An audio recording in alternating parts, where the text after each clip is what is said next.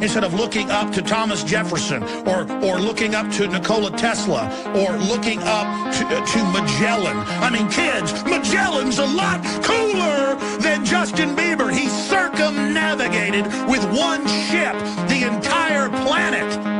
That's destiny, that's will, that's striving, that's being a trailblazer and explorer, going into space, mathematics, quantum mechanics, the secrets of the universe. It's all there. Life is fiery with its beauty, its incredible detail. Tuning into it. Unlock your human potential. Defeat the globalist who want to shutter your mind, your doorways to perception. I want to see you truly live. I want to see you truly be who you are. I don't want my progeny who's coming, my unborn grandchildren and great-grandchildren, to live in this nightmare system these control freaks have created. That's why I don't care about my own life, except I want to continue to live to fight them. That's why I don't have fear. I only have fear of myself and my flesh and not being up to the challenge. And I ask you to look in the mirror and ask yourselves, what are you doing in this time of great challenge? What are you doing to unlock minds? Once you unlock a mind, once you unlock somebody, then they can unlock their soul.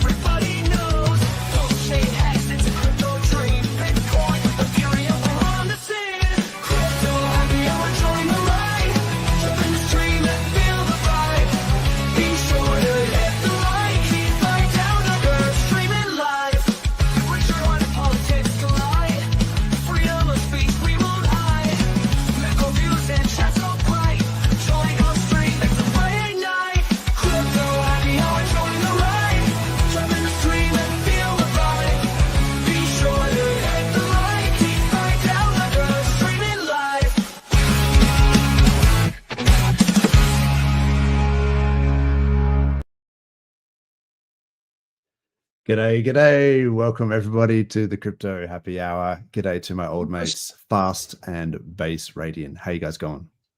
Yay. Good. That's good. That's good. I like the glasses, bro, to hide the tears. That's it. They fill up and you can't tell. That's it. No, I'm just crying on the inside. And yeah. How about you, Fast? How's things, man? Good.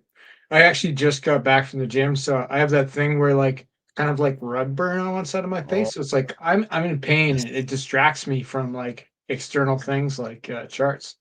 So yes, I recommend that's the way to do it.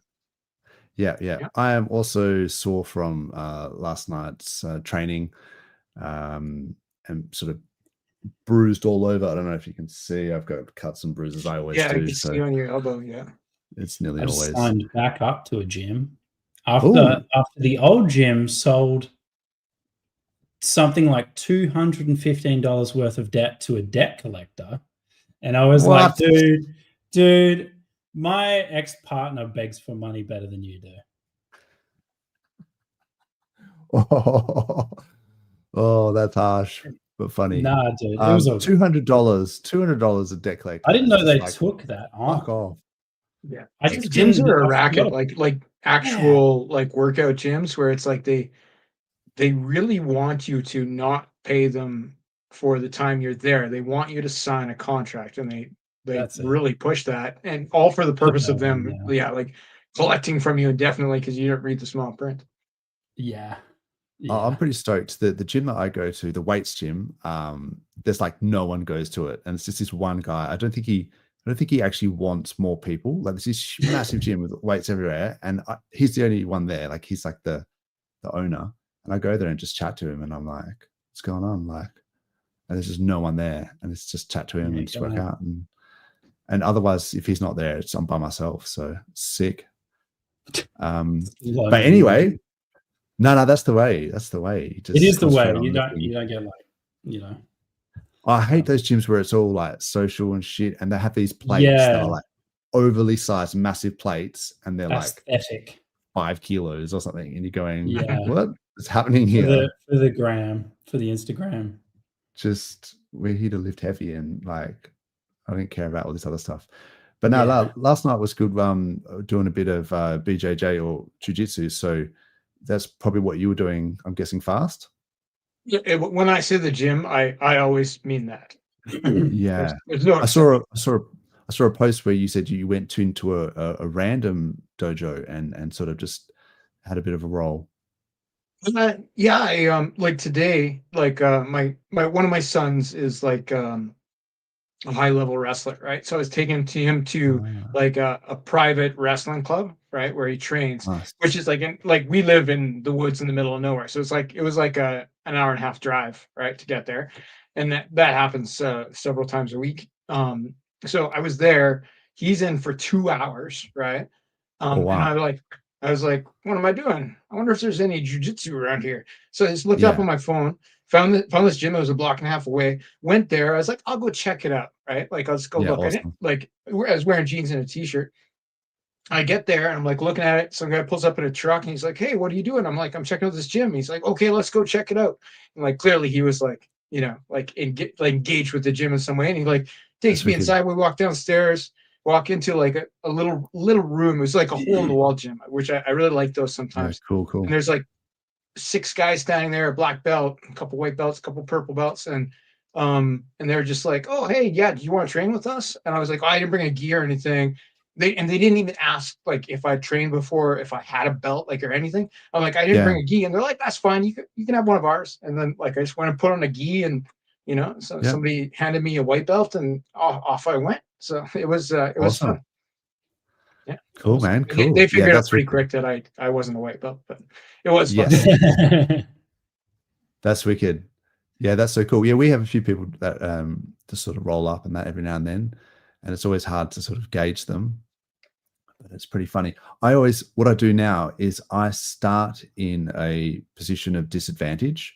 So I'll start in Ooh. someone's rear naked choke, or I'll start in north south, or I'll start in someone's side control, or in full mount, and that's where I'll just start from there. So Pretty I'm big in a disadvantages. yeah, I just start there, and I'm just like, let's go from here. Like I don't mind being That's confidence. It's like well, I'd rather start there and just sort of work my way then out of get that. there. Yeah, it's just you might end It's up there. more engaging You for the might new well. guy. He feels a little bit like he's got a chance, right? Yeah, exactly. Especially if you don't know what level they're at. I mean, if they Yeah. start submitting you like wickedly, like straight away. But yeah, particularly for the lower belts, I'll do that because it's like you want them to learn how to submit, but also I need still to get something out of it. So I need to learn how to get out of like bad positions and then feel comfortable in those bad positions to just be relaxed. And so you got to put yourself in those bad positions to train. I mean, it's kind of analogous with crypto a little bit. Like, you just got to be patient and you got to be relaxed and you got to, You gotta be wait chill when out you're down, right? Like that's the yeah, worst is when people get that emotion like, "Oh no, I'm on the bottom. And What sell should at I the do? bottom. I should That's the sell," right? But worst it's like, because and you people tap realize out, that right? They yeah, panic tap. I should tap out because I'm not winning. I'd be like, no, fight's not over, right? yeah, you got Exactly. another People year. panic tap because Yeah, they've got the rear naked choke and they feel the pressure and they're like, "Oh fuck, I have to tap." It's like, no, you don't, bro. Like you yeah. can, Like unless you things should. are going black, like then you should tap You've out. got plenty of time. Yeah, Just breathe, concentrate, fundamentals. And get yeah. to a positioning, passing hips and all that sort of stuff. But yeah, in terms of crypto, you just have to write it out. Like I think people just panic sell and the negativity that I've seen on Twitter has been out of control. So I would implore people to take a deep breath, chill out, and just relax a little bit because all the crying is not going to help you in any way.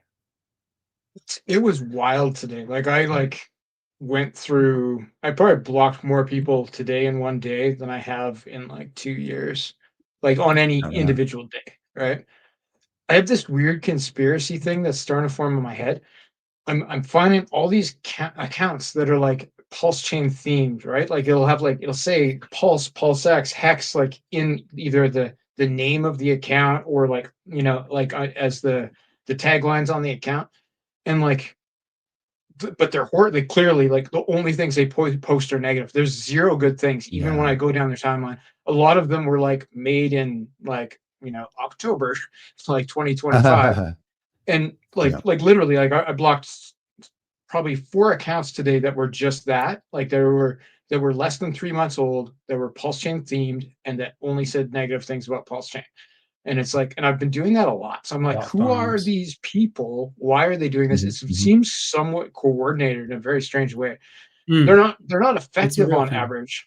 Like they're not like pros of on mass type, though. On mass. Yeah.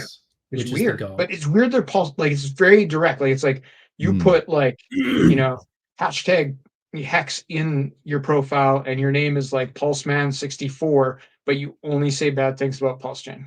That's all you've ever said. And you've only been on Twitter for 3 months. Like, who are you? Why are you doing this? Yeah, like, a bit sus.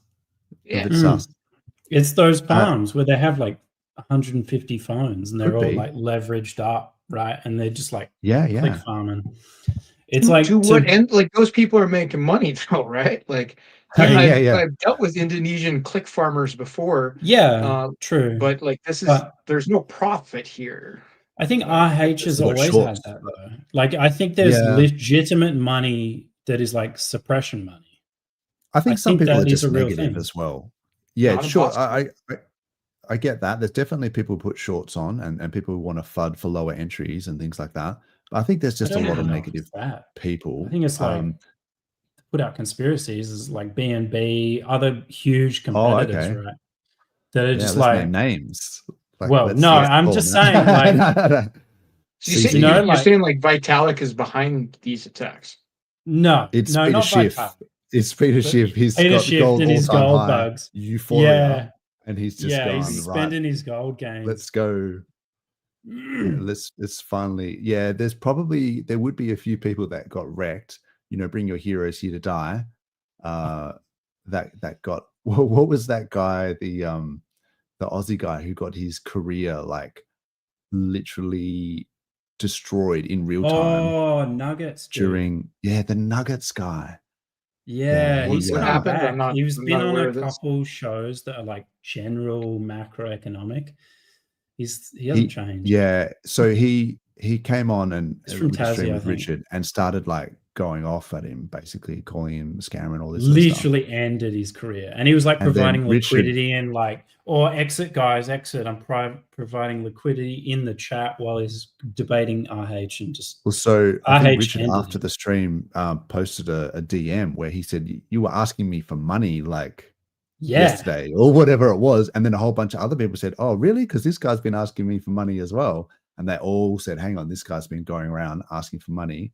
And he had some allegedly, you know, had some and doing debt, and like he was leverage trading, and he owed heaps. He was just got washed out, like got hammered through leverage, and everyone was like, "This guy is just a absolute scumbag," you know. Allegedly was and then so anyway, he didn't come back for like a year or something. So yeah, maybe it's Nuggets just sitting there, you know, with the clip farm, just getting in there, just angry, his butt hurt. Just angry. Did you see that that link I sent you the other day, Fast, which had that stuff about networks? It was a Veritasium stream. You might have seen it too, Best Radian. It was about networks, and they were talking about the prisoner's dilemma and how you know how you get you know how you get that with the prisoner's dilemma. The tit for tat is the optimum strategy, but it's like if you cooperate, if both people cooperate, you get 3 points.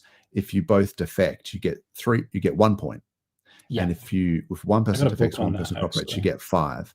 So, but once you see someone defect, if you're cooperating against you, then initially people will tend to defect.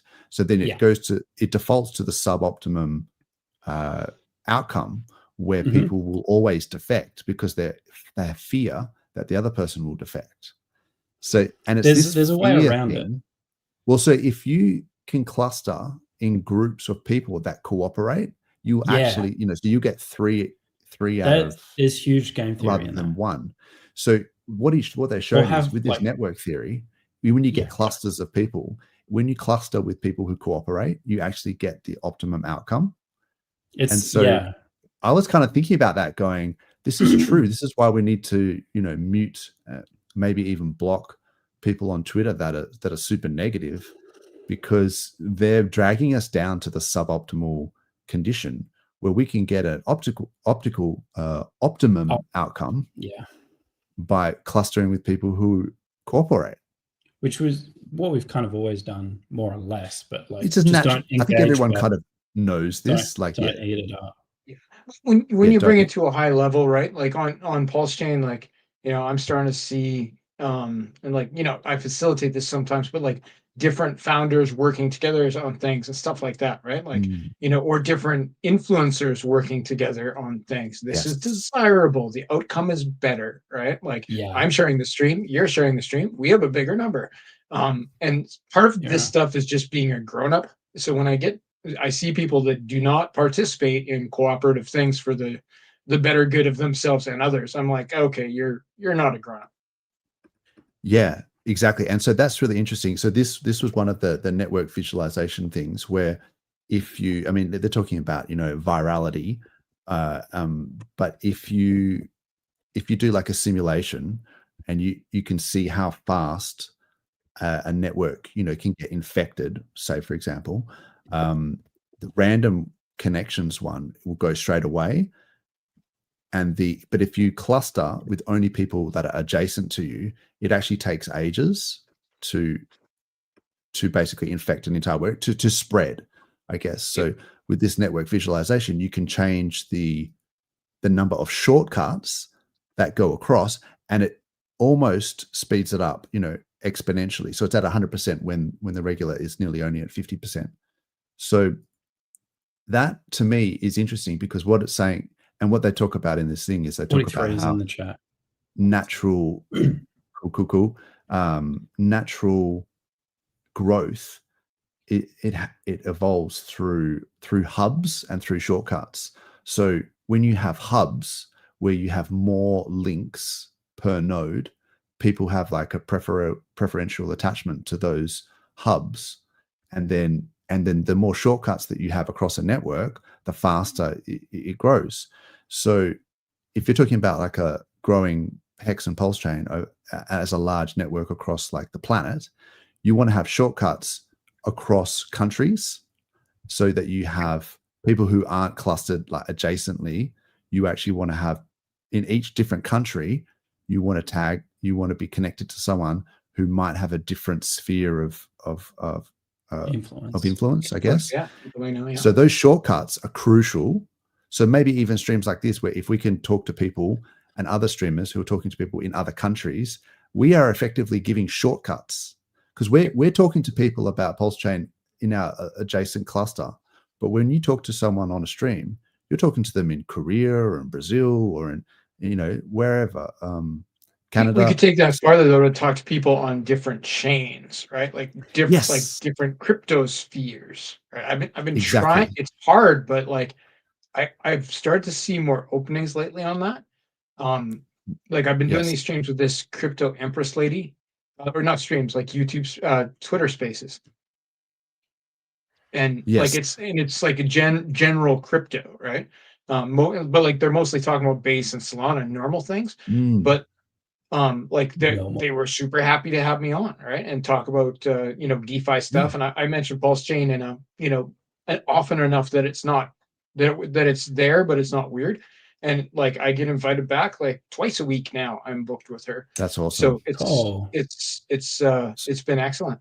But yeah, so creating like those shortcuts to different communities is going to speed up the getting network your growth foot in the door exponentially. Different ecosystem. I think there's this window though for PulseChain people, because we are so DeFi literate, right? Like that's my key to getting into that space was like, okay, I can talk about this, I could talk about this, but like if you look at like certainly the four of us, but even like the average PulseChain user would be able to talk about a lot of DeFi things, wallet security, right? Like even the average one, I bet you, has some understanding of a lending protocol or something like that, right? Like, how does liquid loans work? How do liquidity forks work? Like, they Sure. have some understanding.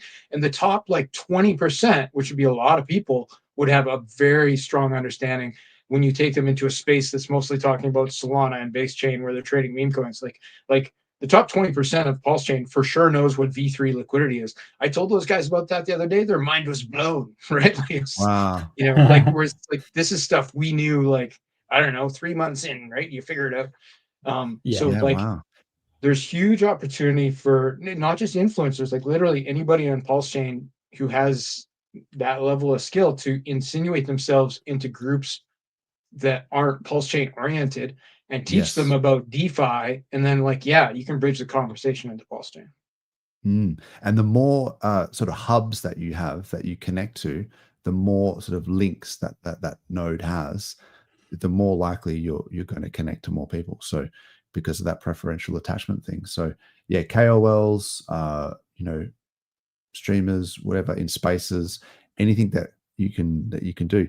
And it also showed that a small change in sentiment, whether you defected or cooperated, sometimes these networks are on a bit of a knife's edge, right? And then when people start to defect or cooperate, that start like in a cluster, that actually people tend to copy in large networks that behavior, and it spreads. So the overall network can turn to be overall cooperative or overall negative, defecting based on just one person who starts this chain reaction. So it kind of empowers you to realize that maybe, we can make a difference to overall sentiment in a network, particularly if you cluster with people who are like-minded. So, What a super interesting discussion that I've jumped in on. What How you is going, up, guys? 43? Very well, mate. What's happening? Good to hear you. Yeah, Yeah, I have it's- never heard. Oh, sorry, I just like. No, go on. I was just going to say I've never heard the prisoner's dilemma applied in like a network effect kind of context. That's kind of Yeah, cool. I'll send you the link afterwards. It's worth a Yeah. watch. I had to watch it a couple of times, and I was like, this is interesting because it makes me more optimistic for the future as well. It actually makes me more positive to think that It means you have like an effect. you actually have right? some effect on it. Yeah. Whereas sometimes when you're depressed or despair, because you zoom into the volatility on a chart, and even though Bitcoin is making higher highs on a monthly, but it's down for this, 4-hour period or whatever, and then you think, oh, there's nothing I can do, it's all going bad or whatever. It's like, no, there is something you can do. Maybe Compounding you just letting your emotions dictate. If you sort of zoom out a little bit, and then you understand how these speaking things of work. emotions, how is? Yes. I mean, you might have already covered this, but how is everyone feeling? Beat up. Look, I think I'm slightly more optimistic for the future, and I know that the prices are bad and everything like that at the moment, but I sort of think that you just have to wait longer, and it will. I do see a future where prices will be higher than they are now. So why would I sell now? Like, if I think the prices are going to be higher in the future, there's no reason to sell now. So I don't understand why people would.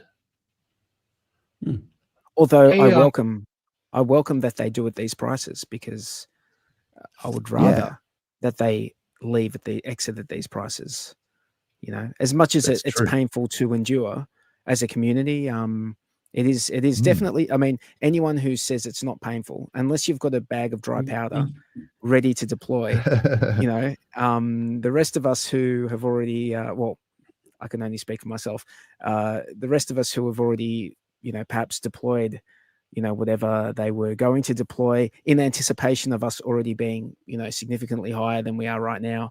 We're just sitting back and just watching it. But, I think that once, the fact that Ethereum has done what it's done so far this cycle and hasn't gone on and beyond its previous all-time high. I mean, it's reached it, but it hasn't gone beyond. That gives me a lot of confidence that, we're not done. We're you know what I mean? Like I really think that, and we've had this discussion before about the 4-year cycle and what's the possibility that it goes out. Like no one knows. Like no one knows what's going to happen. I think everything's on the table. There's arguments for it ending around the early 2026, and there's arguments for it that could extend out further because there are just so many things that seem to be different, and at the risk of saying this time it's different, there are people who've said that it is so significantly different this time that it could actually be a little bit different, enough for it to be. It's certainly different, but how different? Yeah, and in what ways? Yeah. That conversation probably happens every cycle. Yes. Yeah. Oh, absolutely. Yeah. And so what's really interesting about that 43 is that, like you say, we don't know. We've been speculating about this for the last 3 years as to how it's going to play out. And the fact that we're in Q4 2025 is like, it's really exciting to actually get a result, right? As to see whether the 4-year cycle is broken or not. But what's really interesting, I think, is that if it's like this sentiment thing where if everyone says that this cycle is going to be over in the 4 years, then because everyone has a consensus that it's the 4-year cycle, then there's no way it could ever possibly happen that way because the crowd is never right? So then that way everyone has shifted their thinking to saying, 2026, 100% is because the crowd's never right. So it'd be 2026. And then so what they've sort of done is a lot of people have pushed it out to 2026 saying that this is that, but it's now almost the majority of people are saying 2026, which then goes back to, well, hang on, if the majority of people are now saying 2026, maybe it will be, towards the end of the year will be the Bitcoin top. I mean, you could still have the Bitcoin top at the end of this year in December, say, and then you could have ETH Ethereum in later January, on in 2026, and then alts in So I guess you could both be right in that case. But I guess so some the people decoupling may not be from a 4-year market. The decoupling might be Bitcoin from the rest of crypto. I mean, it could be something along those lines. And like very few hold Bitcoin now. Like it's like the big institutions that do it, who want something a bit more reliable. I mean, well, also because they can scale. I mean, so if you're getting a 30% gain for the year, that's not enough to retire your bloodline. That's why most people are in crypto. But for institutions, 30% is great. Pretty happy days. They can scale. Anything over 20% is rich people money, right? Like 30% is fantastic. And so institutions have been buying Bitcoin, in the billions. But they're not buying shitcoins. Slowly acquiring, and through the ETF stuff as well. I'm interested. I just want to talk about the PulseChain. Like, let's forget about the wider crypto community for a second, and first just consider PulseChain community, HEXicans, like all the sub communities of tokens and all of them. What if like this December comes and goes, January comes and goes, February comes and goes, right? The rest of crypto looks like it's had its top, and we haven't. The question I have is, and this is not FUD or anything like that. It's a legitimate question. Are we so like steadfast in what we are backing that we're just not going to go anywhere, even in January, February? Like, is anyone going to dump all their bags at these prices in January or February? And I don't think HEXicans would. I mean, I just don't think they would. I think they're like, okay, well, we've been here for 4 years. I guess it's another few years of this, and I don't want that. I don't wish that, It's a gains thing, because I was talking to Klaus about this as well. And it's like, if the top had happened well, if it, we talk about it as if it hasn't, but if it does top out in November, December, then if you were already up 10x, and then the argument was, well, that I don't believe the top is in, so should I sell? Should I not sell? I really want that next 2x to make it a 20x or 5x to make it a 50x, so then you're splitting hairs over that last thing. There would be a decision that would need to be made. But if Hex is still at a cent at the end of the year, there's no decision, right? Because you haven't you haven't even made a gain, so there's no decision whether to sell. You have to be in profit at least some significant amount before you even consider it. Probably a profit more than whatever you would get in traditional finance, right? So yes. A lot of people, though, I think, are looking for break even, right? I think the break even is going to be a thing. Like on PulseChain, okay, SAC price, right? Like there's a lot of a lot will get out at SAC price. Yeah, but SAC isn't break even though, because if people have DCA'd for the last couple of years, then their average cost basis is no longer SAC price. Yeah. So the break even point could be a half of SAC price, could be 2/3 of SAC price.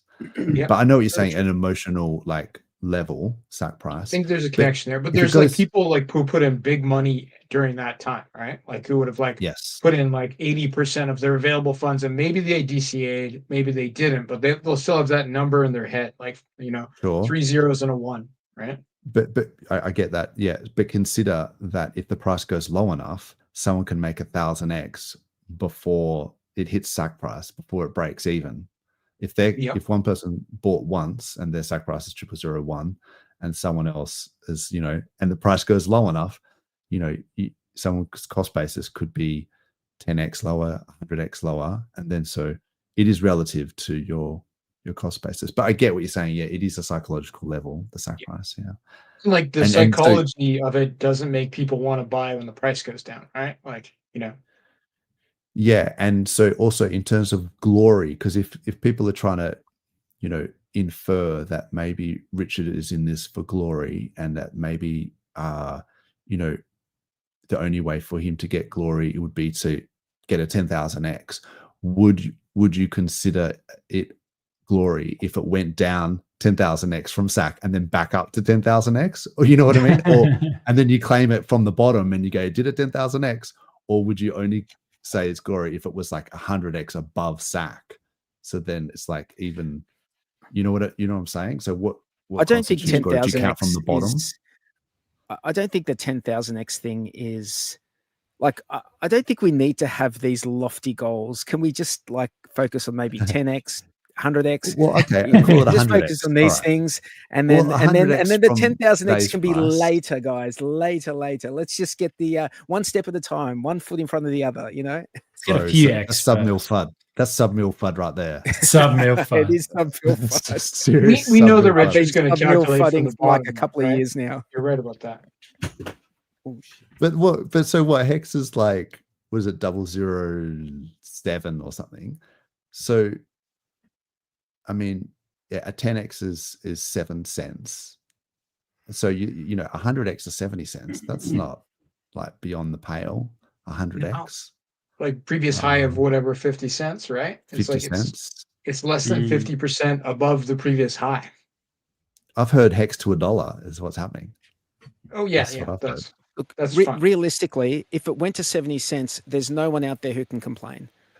Nobody. Nobody. Yes, because even if it's only that 20 cents or 15 cents higher than the previous all-time high, we're talking about in the context of the price dropping down to sub 1 cent. So, I mean,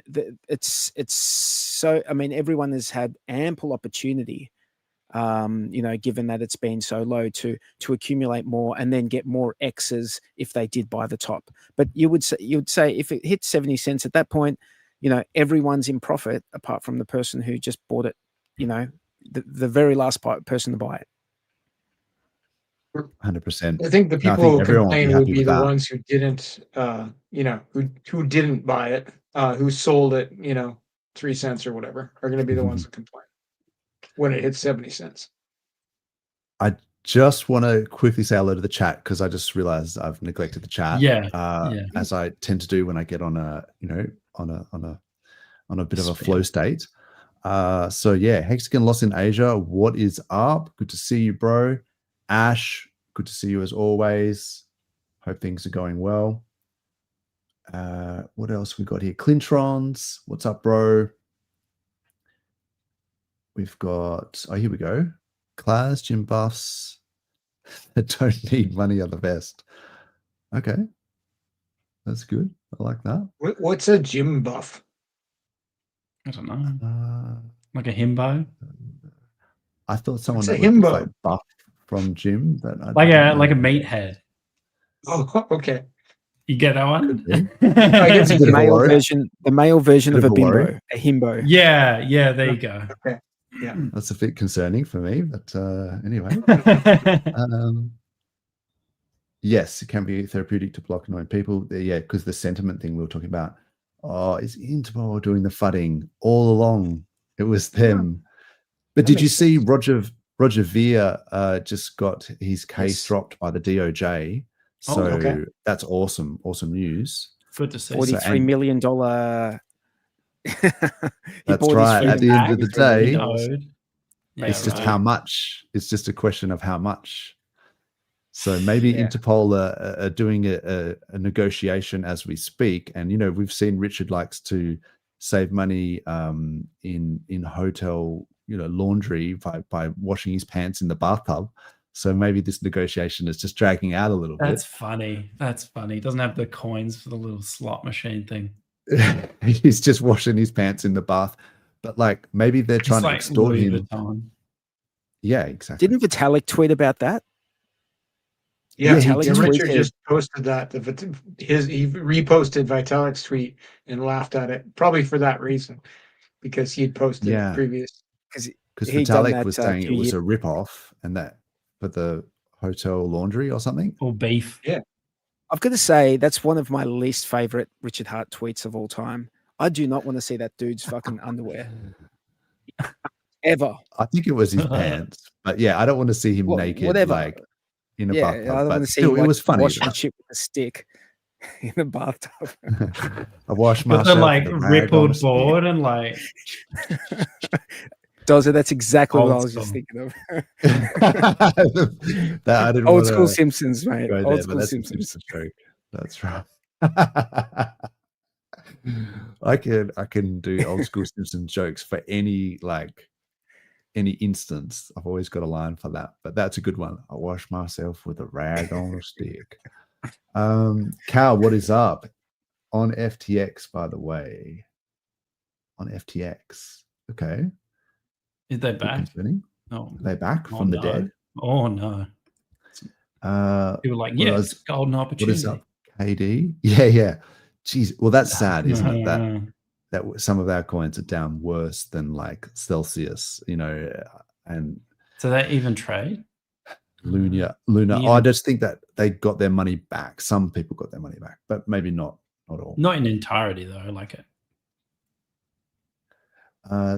I'm scared regardless if crypto is made top or about to blast off. So yeah, I want to talk about that a little bit more. But I just saw Super Hex.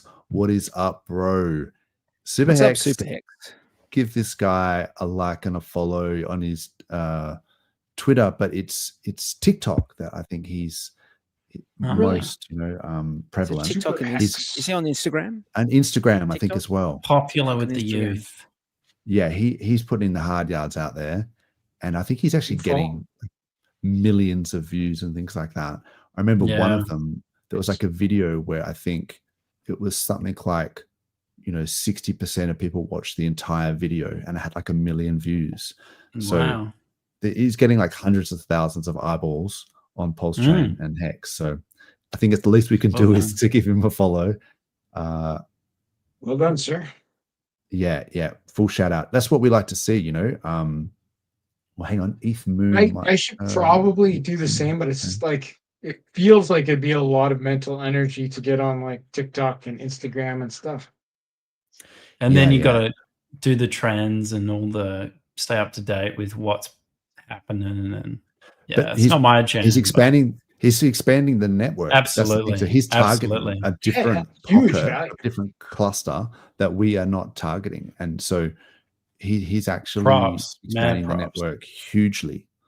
By imagine, and that's the type of hub that you want, is that someone that can have these nodes that are not adjacent to you in a cluster. So he said, I've been in crypto since 2015, and I don't remember people focused so much on the 4-year cycle before. Everyone's looking left. The answer is probably right. So yeah, that's interesting, because a lot of people are saying the 4-year cycle now is broken. So then, and that's 2026. So then that also could prove that the 4-year cycle is right after, is right all along. But there is nuance there as well, because I know 43 and I have talked about this quite a few times, but it is interesting when you look back at, say, in 2021. So this is Bitcoin on the top pane, and then there's ETH panel, and then this is Hex. So what actually happened is, after Bitcoin topped, I believe it's about 27 days until Ethereum topped. Yeah.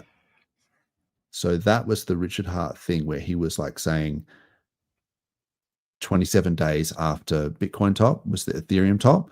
And then when you see, someone may have made this top, we don't know, but they certainly ETH dropped. And then from that point onwards, Hex started to do really well. And this is a longer time frame than I would have, than we might want to see this time. But yeah, that same thing happened in 2017, right? It wasn't a double top. But if you look at the BTC top to Ethereum top, it's a bit hard to do this. I think, I maybe need to zoom in a bit more. Let's just do this. But it's 27 days. Yeah, I don't need to, spoiler. It's 27 days. So if you actually zoom in on this, you'll see that they're both 27 days. And that's why Richard, I think, was so confident. So that was 2017. That's why he was so confident in 2021 that it would be 27 days again. And it was. So I guess the inference here is that even if Bitcoin did top on November 10, we're still talking 27 days for Ethereum to top, right? Yeah. The interesting thing is, so, I mean, what does that make it like? It'd be like December 7 or something like that, right? So the interesting thing is that because Bitcoin did a double top in 2021, I strongly suspect that this was because of COVID. So, when we had this 2020 massive COVID dip, and then a lot of people were at home and, for whatever reason, we can get into checks. That. Yeah, that's what I'm thinking. The helicopter money. There was there was isn't Trump money talking printing, about distributing some stimulus checks in the US? He has been talking about it. Yeah, tariffs. Yeah. Because of the tariff redistributing stuff. some of the tariffs. Yeah, 100%. Maybe that, and also because something. Yeah. So in this 6-month period, they printed 40% of the total money supply, the US dollar total supply. 40% of it was printed in this 6-month period, from sort of March 2020 to September. So that, I think, just created this massive early top, and then it did the double top, right? If our cycle is more like the 2017 cycle and we don't get the double top, that was actually peaked at around 16th of December, maybe 17th if I zoom in. So if you sort of said it was a 4-year cycle, roughly, and then it was 8 years from this top, is actually more likely mid-December. So then you've got to go 27 days after that to get an ETH top around say the 13th of January or something like that. So it could still be, and then you've got to wait for, Hex to do its thing. So you could see Q1 2026 and still kind of fall into this 4-year cycle category. So what's the cutoff for you guys though? I mean, yes, I agree with you. I think if it's in the first quarter of, 2026, then it still falls into that 4-year It's cycle kind of paradigm. still 4 years. Yeah, I agree. But at what point would you say, hey, this is no longer a 4-year thing? What's the okay? It's I would not gonna, say it's not going to be a 27 day. days. It's 27 days after 27 days, BTC tops, right? That gives you a bit Yeah. of a buffer to kind of go. It looks like BTC has fully topped, and Ethereum is still going up, and then you kind of going, is Ethereum going to top? And then at that point, so if PulseChain, Ethereum strategic reserve, if you want to call it that, is waiting to deploy some of those funds into PulseChain, would it wait for 5k ETH? Would it wait for 6k ETH? Or would it wait for ETH to top? Like, what's the best bang for buck? Maybe it's going to wait for ETH to top, right? And maybe it's going to wait for that 27 days after BTC top. So if that's what we're waiting for, like, I guess if it doesn't happen at that point or within some range of that point, I would say that, yeah, we're boned. And keep in mind that you have to put this stuff in. If they're putting this into Tornado Cash, which I predicted would happen, keep in mind, I knew that this would happen, that they would start putting it through Tornado Cash, and that might actually shake people out because they think that they're just exiting, which is great. But the longer they leave it in Tornado Cash, I think for the anonymity set. Or anonymous, the longer they leave it. Yeah. So, and we've just seen 5,401 ETH get put through the Tornado Cash like this week. And like, it depends on how much is. Don't you think that anything that? Sorry, mate, you go. Okay, I was just going to say, with Tornado Cash, it depends how much else is in there. Because if you put in a bunch and there's only a little in there, it doesn't. You're just wasting your time and money. The anonymity set has to be large. And to that, but not only that, if all that, like, if this SAC funds are going into Tornado Cash, and then a similar amount is bridging across the Pulse chain once it comes out of Tornado Cash, well, then you haven't really achieved anything, have you? You've got plausible deniability, but you haven't achieved anything because people are just going to be like, "Hey, that's that $5,000, right?" What will it depends need to how happen, many wallets you split it up into on the way back, right? Because people are tracking realistically 20 wallets. But it goes in as 100 ETH, or it goes in at 100 ETH, right, at the time, or 10 ETH, or whatever it is. Realistically, it will need to come out of Tornado Cash as 100 ETH, break up into multi-send into multiple wallets, and then go back into Tornado Cash as smaller amounts, then come out as smaller amounts, and then bridge across. Maybe. Otherwise, people are going to know 100% that is. Maybe that's part of the process. 1,000 wallets, I don't know. with like half an ETH in each wallet would be like nobody's really looking at those wallets, right? Yeah. It wouldn't be that hard to do though, right? Like programmatically, you could make like 10,000 wallets do it in an instant. Like it's not hard. And if you there's have ways to mass send to, like, if I want to send one ETH to 100 wallets, there's established ways to do that. Like, it's not that big a deal. And you wouldn't, the second time you went in, right? Like, let's say, like, there's 5,400 ETH, you send that divided to 1,000 wallets, right? With like 5 ETH each or whatever. The second time it went into Tornado Cash, it wouldn't have to go in as long because it's a way smaller amount, right? Like, it wouldn't. And they're kind of all helping, like, easier to hide. They'd be helping each other. You're right. Yeah. Full bunch of wallets, put in 5, it adds up to 100, it goes somewhere else. That's good. Any 100 ETH lots that come out of Tornado Cash and bridge across will always be suspect. As far as when I say suspect, it's not suspect in that it's allowed to do that. Like, there's no reason that it can't do that. It's just, if they're looking for anonymity or they're looking to obfuscate like this happening, then they would be best going back in after, like, splitting the 100 into a smaller amounts, then going back into some sort of anonymity protocol and then coming out again. That makes sense. Make more sense. Yeah. And so the limiting factor is how many buttons Richard wants to press, right? Like, that's a lot of buttons. Well, I would assume he would have a dev write him up a good airtight script, right? Yeah, you could. Yeah. These So guys he know what doesn't they're like, the third party contract risk, right? So I would True. He'd be shy about that. He can program. I know for sure he can program. He's not used to more modern programming languages, but he does know. So I think he could work it out. Yeah. But I I think mean, even if you didn't do the obfuscation, it doesn't really matter because, like, I remember with the SEC case that Richard won, right? Like, based, I know on jurisdiction and things like that, but there was precedent set where the judge, I believe, said something along the lines of, I couldn't care less what he does with his money because it's like at that point it's his money. You know what I mean? Like if people have sacked for a blockchain and then he's produced a blockchain, well then he's done. They got what they wanted. Happy days. So and then it's his money.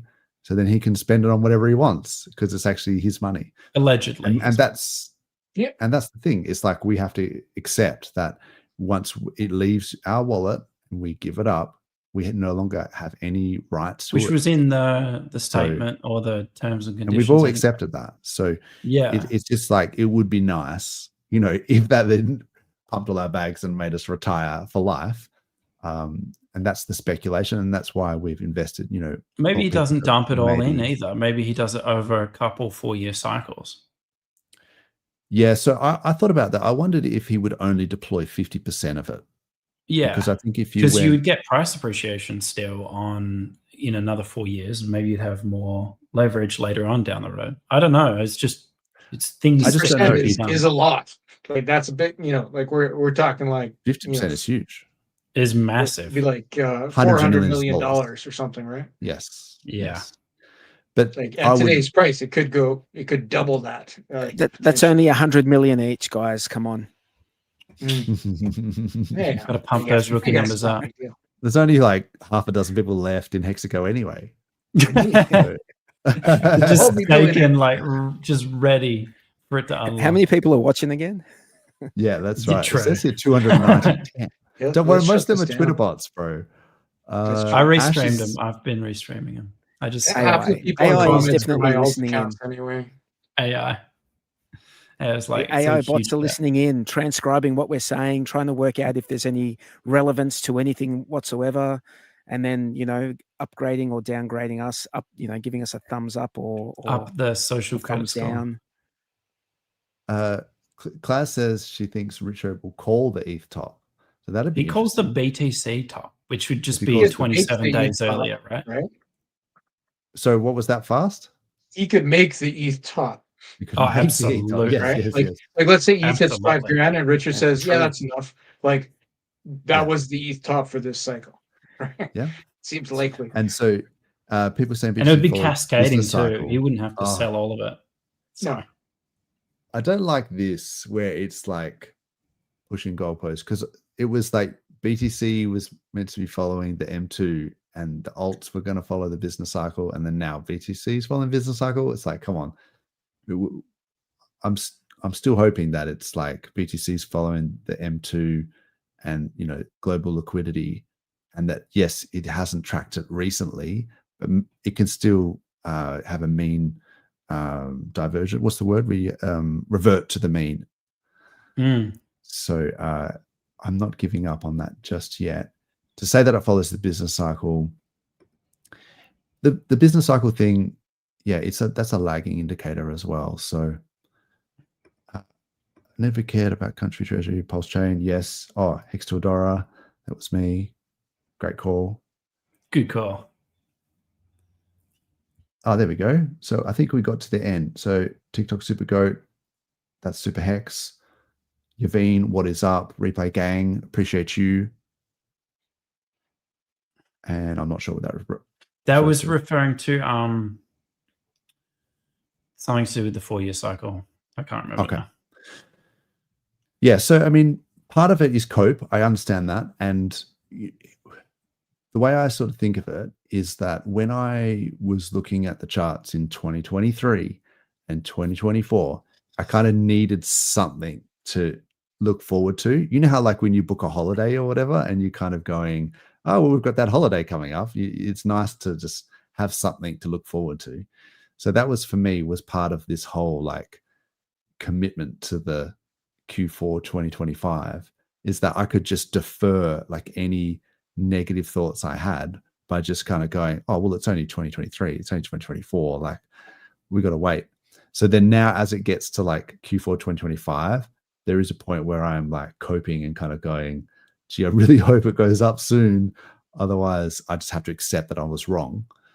But yeah, I kind of also think that you can push back maybe the November 10 to maybe December 13 or whatever it was, if you went off the double top being an anomaly in the last cycle and you went back to 2 cycles and then you sort of kept it to roughly 8 years, which then puts the ETH top around Jan 13, I think. So then, yeah, I mean, I can wait a few months like to find out whether it just feels like such an arbitrary way to reason around like when something is going to pump, like it just that's just the way it feels when I'm hearing like the 4 years, like an attachment to this period of time, which, I mean, if stimmy checks came out in November and then it pumped, that would make a lot of sense to me.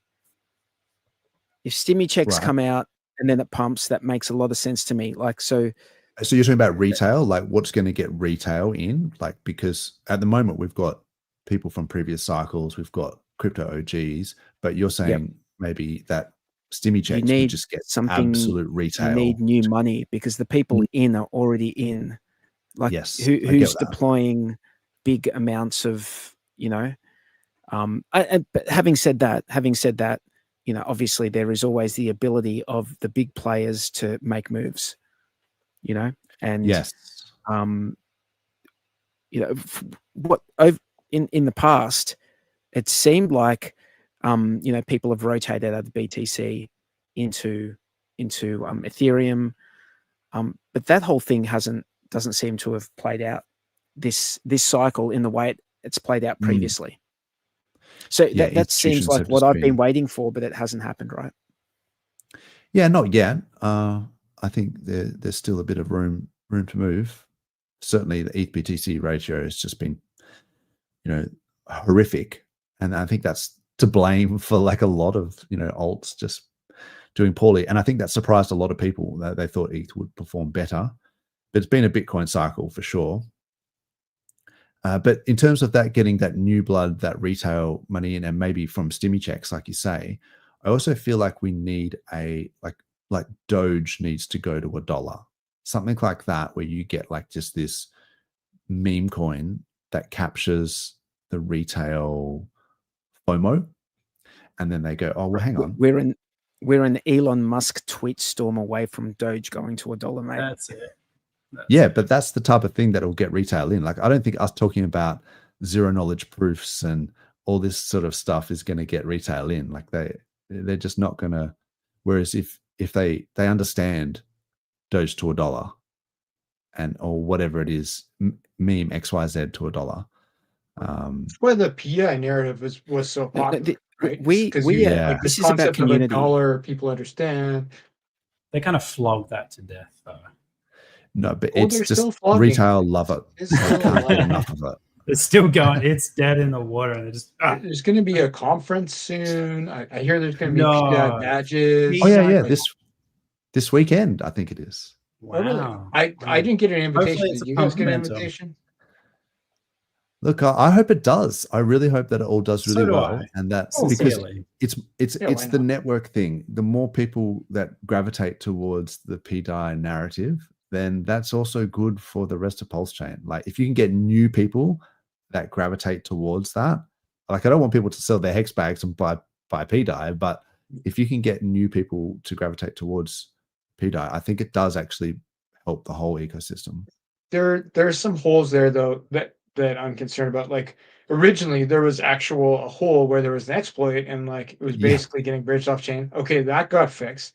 But like I haven't done a deep dive on this because like I mostly don't care. But the talk now is that there's going to be a PDI L2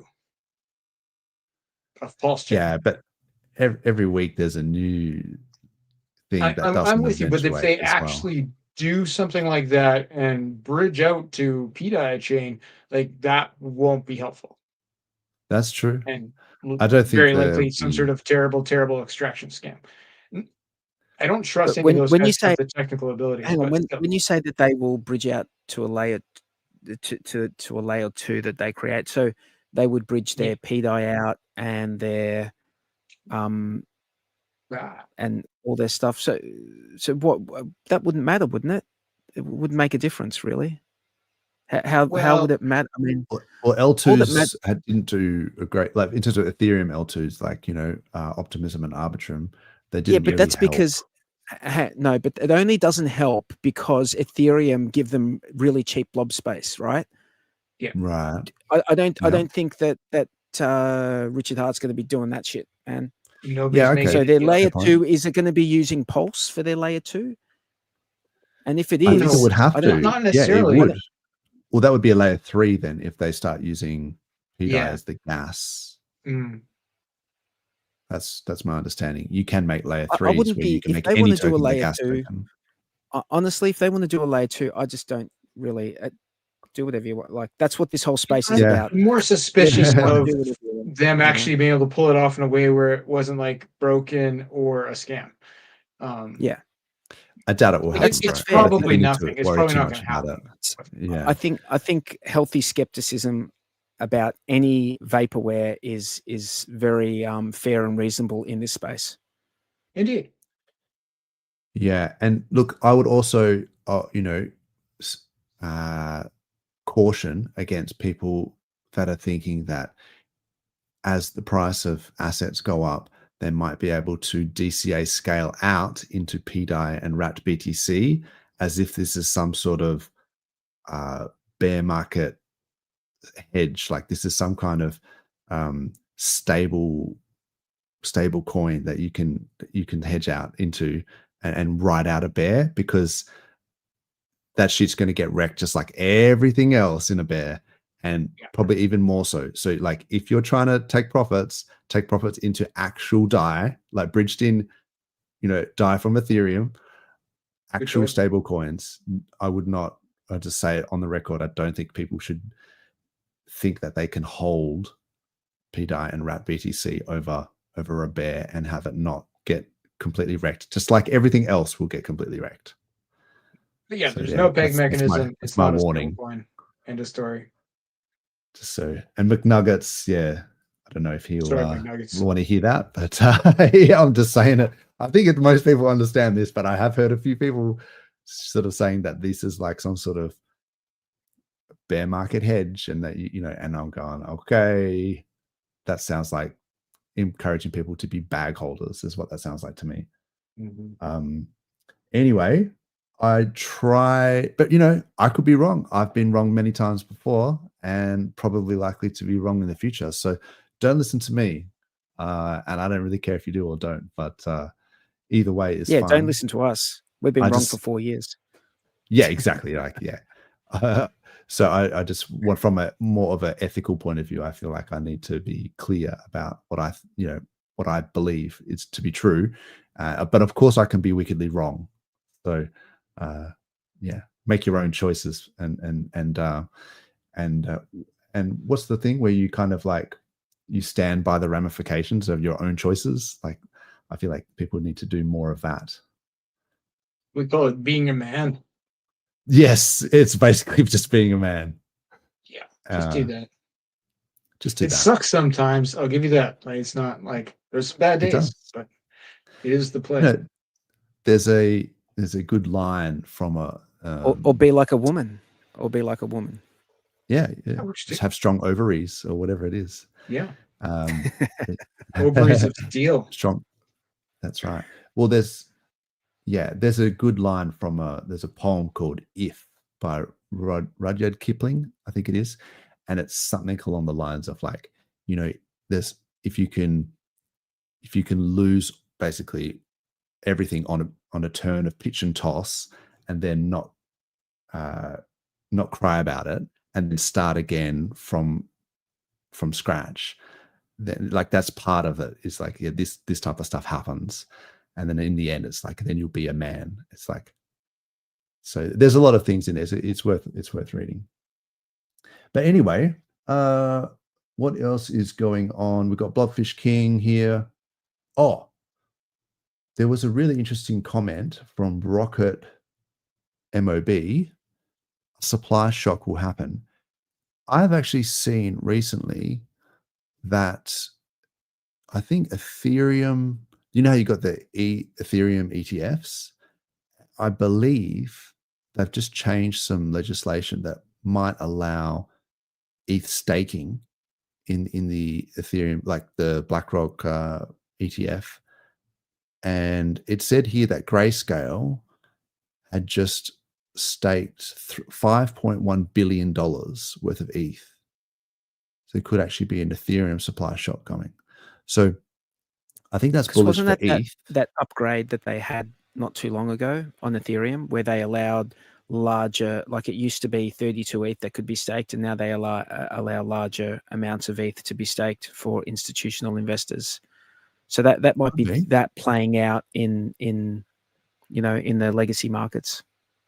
Yeah, it could be. I mean, so legacy markets love yield, right? So because they're putting large dollars in, they only need small percentage gains to outrun inflation.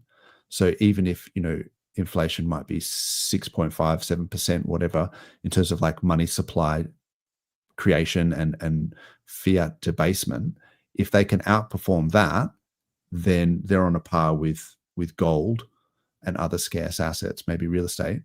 So then if you can get yield from if you can get yield from staking ETH and you can get even small returns, from what we consider small returns, like sort of 10, 20%, like that's huge for the way financial... they measure it, as far as I'm aware, is on the Sharpe ratio, right? Which is comparing it to the return on bonds, and that's gospel, right?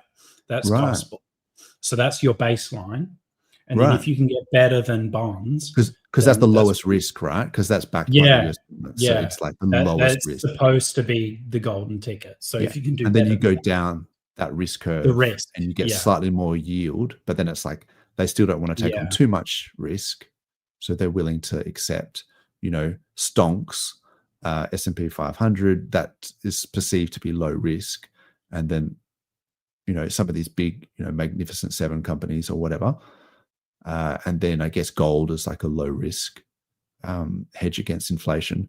So I think that seems to be the main concern, is to everyone understands that now that the dollar is not backed by gold, that you're going to inflation is baked into the system, and you need a hedge against this inflation. So, and then you just, how far down the risk curve are you willing to go? But yeah, so staking Ethereum, I think, is huge. I think it will create a supply shock of Ether, and hopefully that can be the catalyst for the next leg up. What is up, Finbear? How you going, bro? What's this one here? For the last 3 cycles, the top has always landed on the Fibonacci 0.382 level line after the halving. And that's in a few days. Oh, okay. Yeah, look. I like the idea that there's this 27-day buffer where it's like, even if it is the BTC top, like in a few days, we still got like 27 days for ETH to top out. Like, I know that's cope, but it's like, it makes me feel slightly better about it. So yeah, interesting to see what happens there. What were you saying about the halvening? Oh, so he said that. So I think it's like there's a average number of days from the halving is typically when the BTC tops out. But he said in the last 3 days, the top has landed 0.382 level line after the halving. So I mean, I can pull that up, but he's saying it's in a few days. I'm not familiar with the what halving he's talking about. Like in my head, I went to the BTC halving, but I was like, that's not happening anytime soon, is it? No, he's saying after the halving, like So Okay. if I pull this up here, this was the halving here in 20th of April 2024. So after Okay. the halving, he's saying that the top happens at the I see. 0.382. So maybe that's a fib extension. Okay, I So get if it now. I pull this down, let's just get rid of this. I think I made my point with that. So this was the previous top. Well, actually, we've just passed the 1.618. Oh, that's actually interesting. So if you did the fib extension from the previous cycle from top to bottom, this 1.618 fib line Can you is do a horizontal? actually Can you do a 120. horizontal extension, like going from left to right from the date? So this from the previous top is this one here. That's that line. And then so I'm not sure where this 0.382 is coming from, but it is interesting to see that what we're actually at is the 618 above, like the fib extension. So that's it. But actually we're sort of retesting it. So that would be cool to see it pump from here up to the next fib line. Fibonacci stuff is interesting because I always wondered why, is this just a market feedback loop where people are expecting there to be resistance at this level, and then therefore there is, and it just is like a feedback thing. But what I've noticed is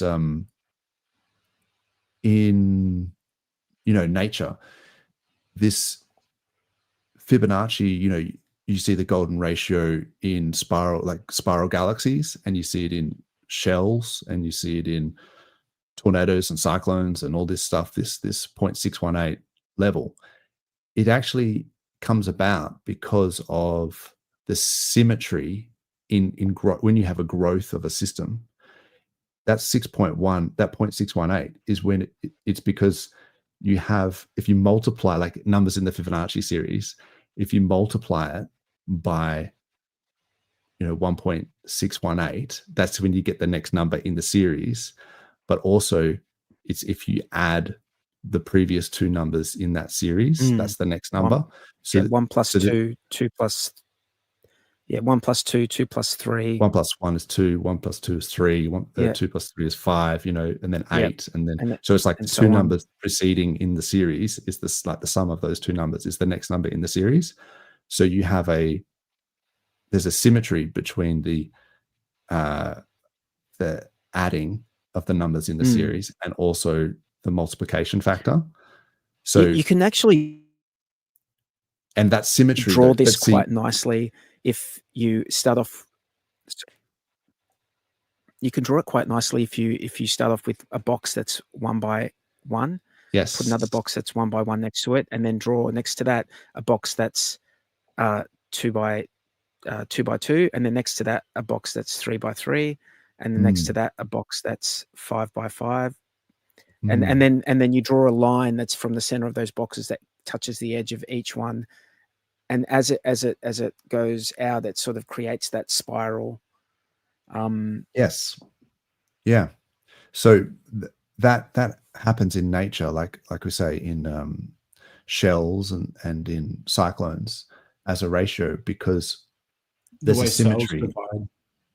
Yeah, and it's in heaps of things. Like I could name like 50 things, that it's in, but it's baked into the fact that there's a symmetry in the growth between adding something in a series and the multiplication, the factor, and that symmetry. So you actually see a lot of laws in nature are emergent through symmetries.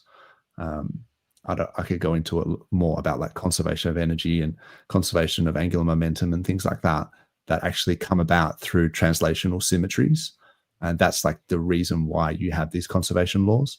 So yeah, if you bring it back to markets, I think there is possibly like an economic energy in a system, and then you have a growth of an asset, but that growth rate is still proportional to these symmetries.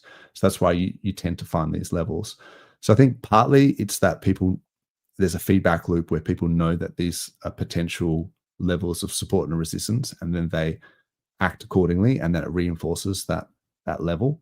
But partly it could actually be that there is a fundamental, like growth, like preference, because of the symmetry that forces it into these levels.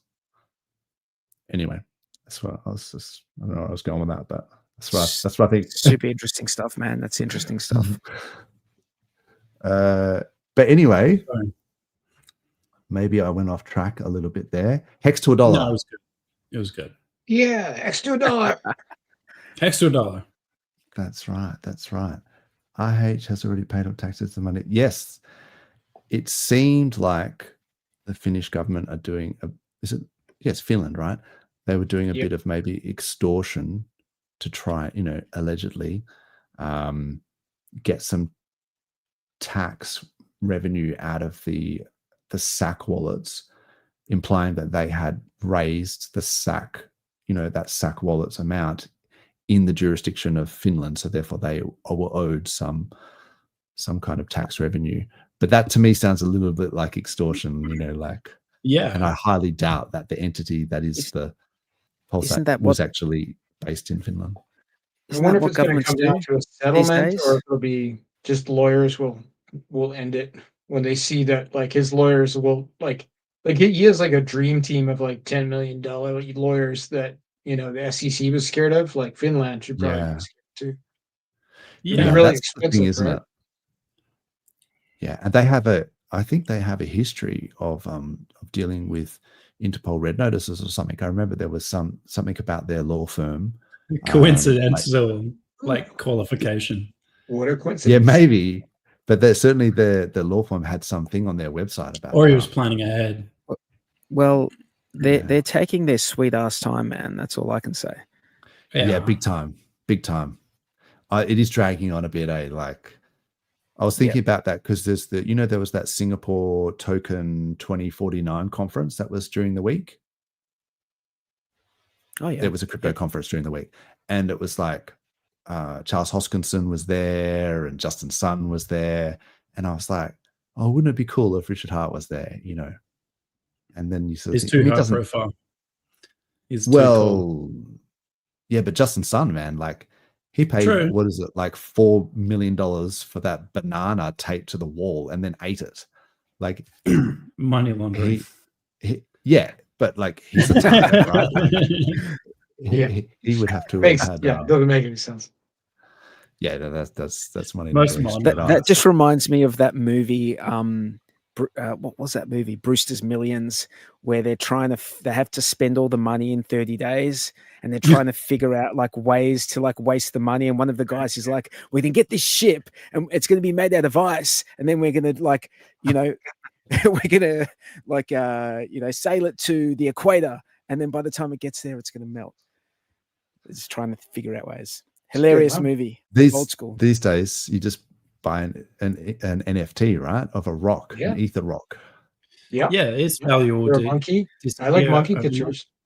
Yeah. I thought you just. I've actually made a killing on some monkey pictures, so I'm not totally against them. What did you say? Just donate to Antifa.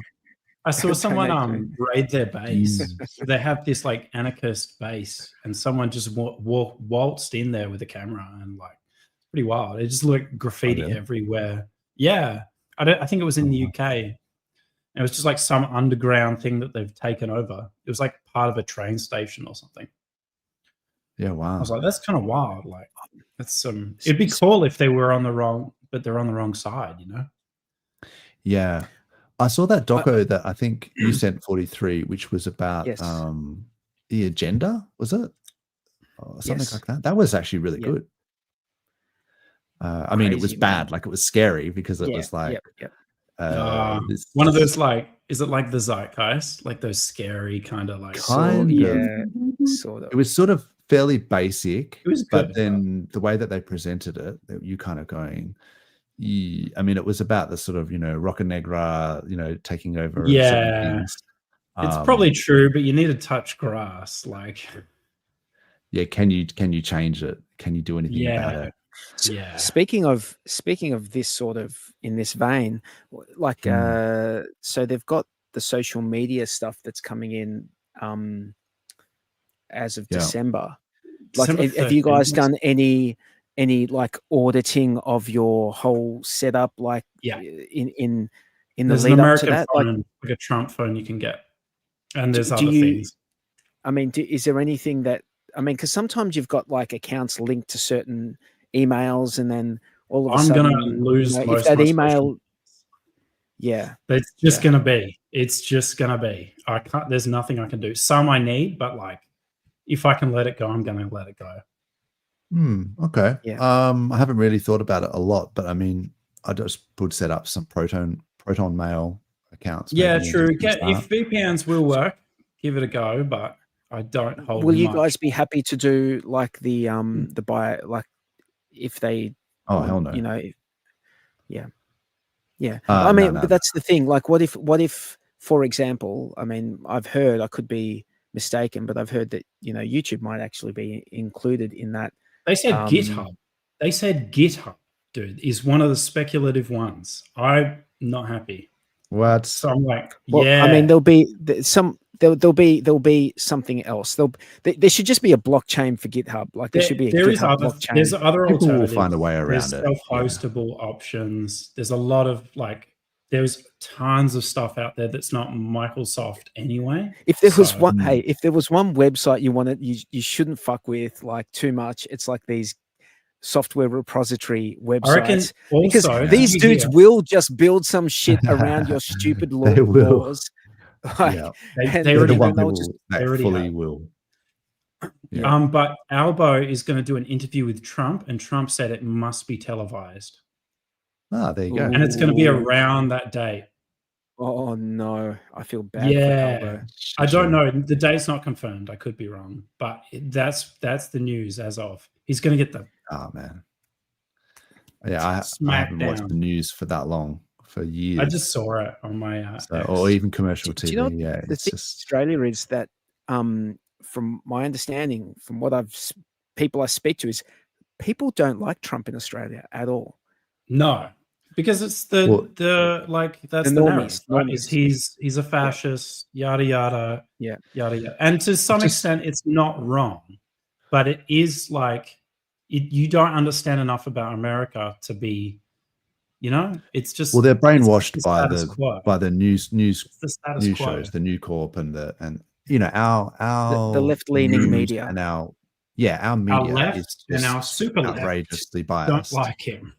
So but I mean, what's the alternative? Left is the new extreme right. The left from 10 years ago is the new extreme right in Australia. In Australia, if you're a moderate, I was left, and they've all gone, whoa. Exactly.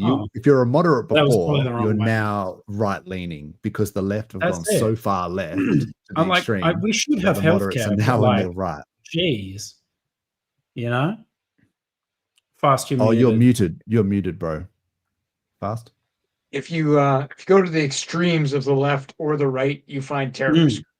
Right? That's it. That's basically the end result. Right? You find a militant terrorist group, like let's speculatively Antifa, but on the right, there's plenty of the same, right? Like, you find fascists with guns in army camps. Yeah, it's complex. And the thing about being close to the center is that if you're close to the center, then you're used to talking things out with people who you disagree with, and coming to some sort of consensus. But that's not where we're at right now in the political cycle in the world. We're just like each side. You can't change your mind. It just will not happen. It's locked. The mean is offset left. It's offset to the left. It's very hyper skewed. And then, so if you're a moderate, then you sort of you're a far right extremist, right? Yeah, like by being in the middle. I just feel like politics in general is becoming more ruler. Like these democracies seem to be more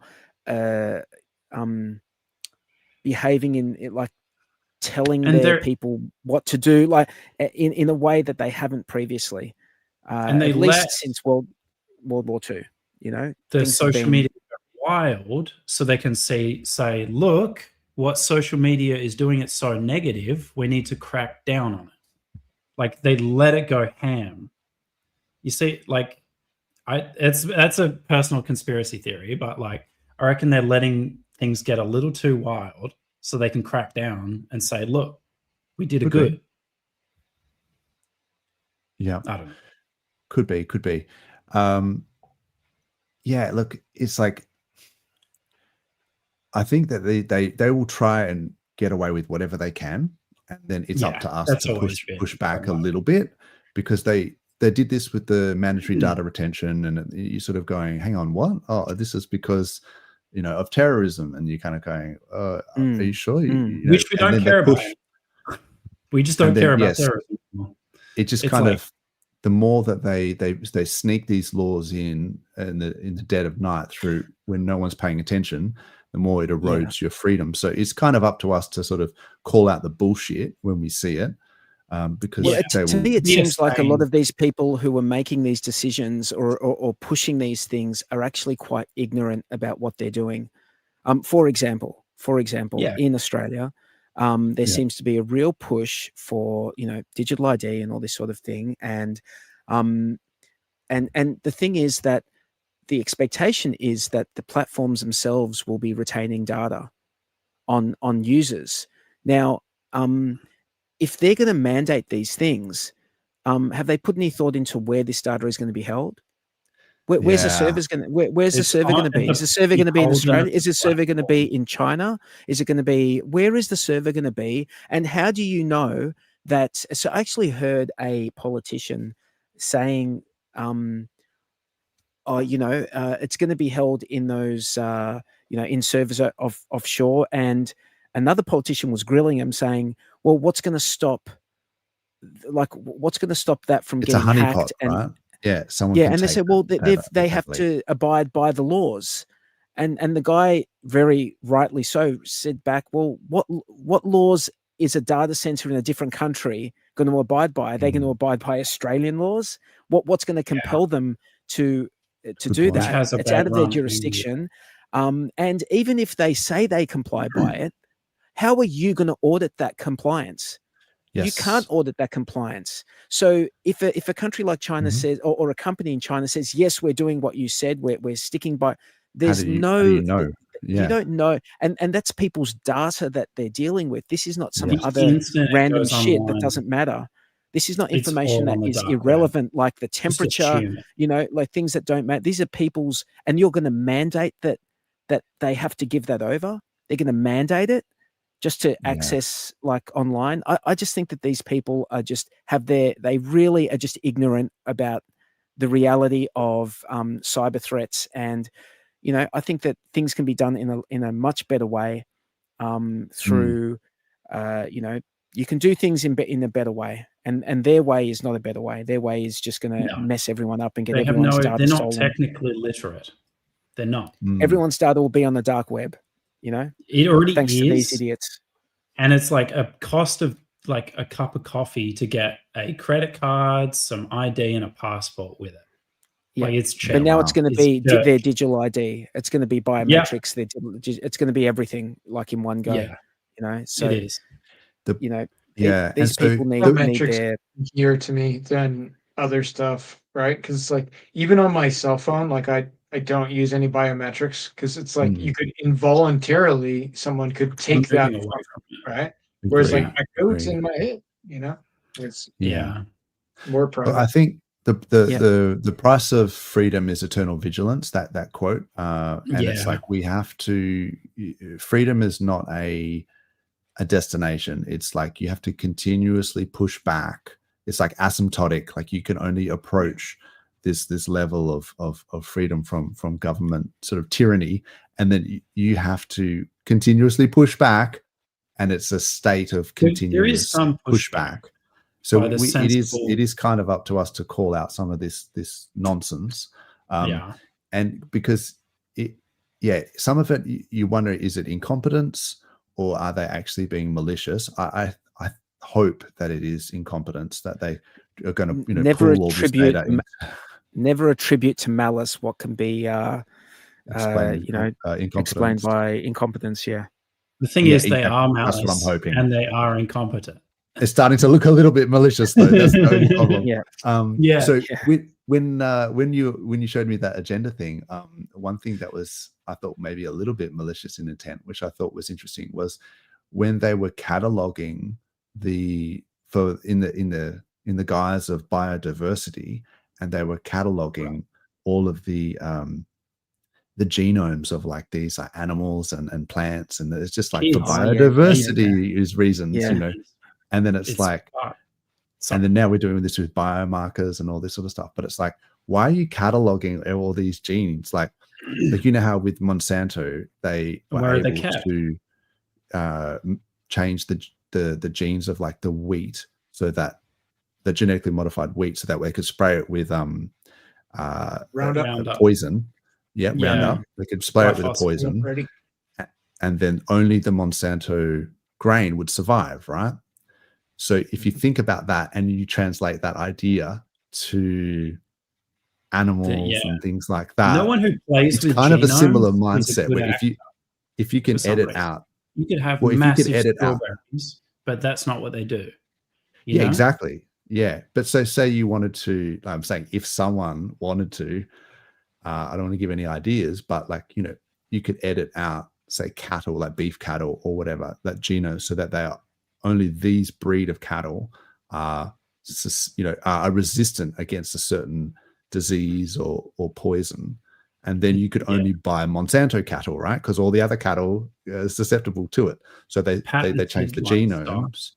I think it's already a thing. So you have to like have like Monsanto branded lamb or whatever. And then you can kind of see how like that idea, it translates to a lot of things. It's like, why are you guys mucking around with genes and cataloging all these genes? I just wish more ethical people would invade these industries, right? With some moral compass. It's like, you could do good things in this area. You can make the world food abundance, but that's not what they do. It's like, how do we maximize profit? Yeah. Seriously though, like if like we start like to talk about like GMOs and stuff like that, like if we took all that stuff away, like a portion of the world would starve, right? Yeah, that's true. We're at that point. We need specific grains. We need it now. Yeah. But we may not have needed that initially if none of it was GMO, but now we do. No. Seriously, like the actual increase in crop production because of like high tech fertilizers, yield. Like yield from like Roundup Ready is huge, right? Like Roundup is the main chemical they spray. It kills pretty much everything. There's another one they use for broadleaf things, but kills everything except for the wheat, right? So like the production is much higher, right? And like with the world population growing, the amount of land isn't growing, right? Yeah. So like, and then the only other option would be to cut down all the trees so that we could only have like farmland, right? Yeah. Like, but so I guess what I'm saying is like, that's a good counter argument in terms of the volume and the yield. But then do you also introduce like cancers and things like that? Because a lot of specifically non-Hodgkin's lymphoma. Well, interesting. I mean, when you get exposed like to a chemicals, cow is not a natural animal anyway, right? Or a chicken. Like a chicken is not. But they were bred. It's getting that way. It's getting that way. Like they've been. Well, even if they're artificially selected to have larger breasts for breast meat or whatever, and you do it like a million times. But like when you look at like my dad's actually a plant breeder, so I've had some education.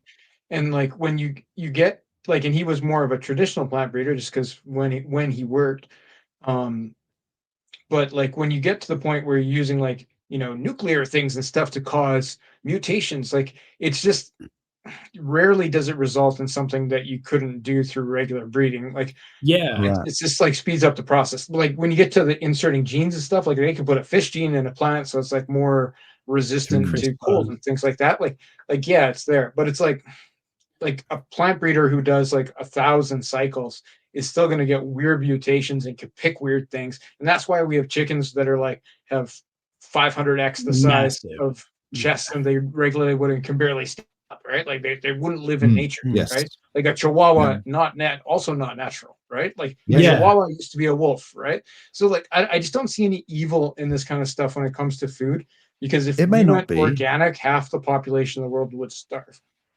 Look, that's a good I counter argument, but Mm. I just wonder about these Yeah. databases when you catalog all these genomes, so that they may not have malicious intent, right? But when you Science. catalog all of the genomes and you do put this stuff available, and then Yeah. it does create a honeypot where people can take it, and then whether you had a malicious intent or not when you originally created the database, people Yeah. might be able to use that to do whatever. I mean, it's just kinda like with the open source biomarker code though, stuff. right? You know, like would you prefer that only the elite had the open source code, or can everybody have the open source code? Well, only Monsanto look, can I have don't- the code, because if you It's grow their version of wheat, then you get sued. I Well, also that's got an true. Even if- argument. Even if you're even if adjacent, even if and you're you- adjacent, you didn't plant it, but some Ever happens to. cross-pollinate. Yeah. Yeah. So if it's open source, then You can get would sued for say- cross-pollination too, because it's patented. Yeah. It's Yeah. kind of That- wild. It's kind of That's wild. kind of like that one side we're talking about science concern, the other side we're it's talking going a about a bit. business concern, right? Like it's like, like yeah, Monsanto's evil for sure. They're like, they're overcharging and stuff like that. But they're evil for sure. I like that. I'm wondering whether there's like a level of malevolence versus incompetence, and it's like a spectrum, and you're just like, but they're straight up evil. There's They're like, no human soul there.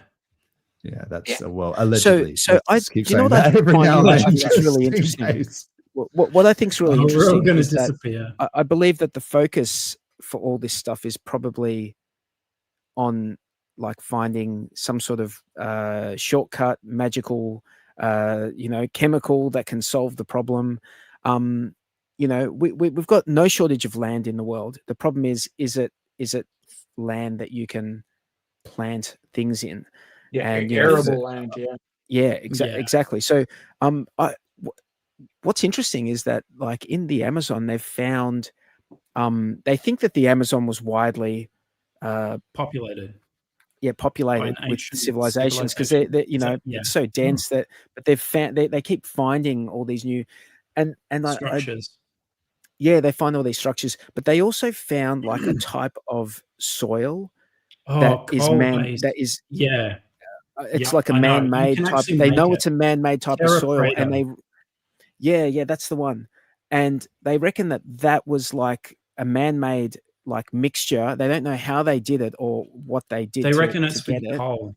So the coal like I think it's like charcoal, and it sponges up the minerals, and then the plants grow in it and like sustain the minerals. And they could just put it anywhere. They could put it like anywhere. And I early just wonder, fertilizer. like that seems like a much more sustainable way about going about, like, ancient wisdom. feeding a lot of people and making land that you couldn't grow stuff in, suitable for that sort of thing. I feel like that's the sort of interesting. direction we should go in, rather than It sounds poisoning. very nice, but like if it worked, someone would have monetized this and would be would be Hopefully pushing it's happening. like, on Hopefully it scale. happens. It's very new. They've only Hopefully just cold found it. fusion happens. That would solve all their You problems. have to also wonder though, is it their motivation that they want to have more people or less people? I've been questioning that recently, mate. I've been Do they questioning want to that. have more people Yeah, or that's less people? It's a grim. Less and people we- solves a in lot of population. problems. That's for Less sure. people but solve some problems. Yeah. How No to get people there solves is all the the issue. problems, guy. No This is an people solves all argument the called problems. Malthusianism, right? There's an And it argument came to up say a that long time ago. This What's is that an spelled, argument Australian? called Malthusianism, right? That the Earth only can sustain such a population, and it's kind of based on some good math and then some faulty like derivations of Right. it. Elon Musk reckons he's done the math, and we could double it. We could double where we're at. But like, who knows? And I think we're in decline, right? I think we peaked around COVID. So there could be two competing factors here. You could have, yes, the land could support more people per square kilometer or whatever, but then with our economic system, if you don't have enough people, paying tax or whatever, if you don't have it's based on a perpetual growth. I think it's always a winner to have more kids, though. I think it actually matters. Yeah, but I'm just saying, like, if you don't have enough people coming into a workforce and paying taxes and things like that, continue. Exactly. It's based on. It is quite literally a Ponzi scheme, and I don't mean that in the pejorative. I just mean that's what it is. That's how things have been for the last. Greater fools, right, to come along. Well, so bank stocks, for example,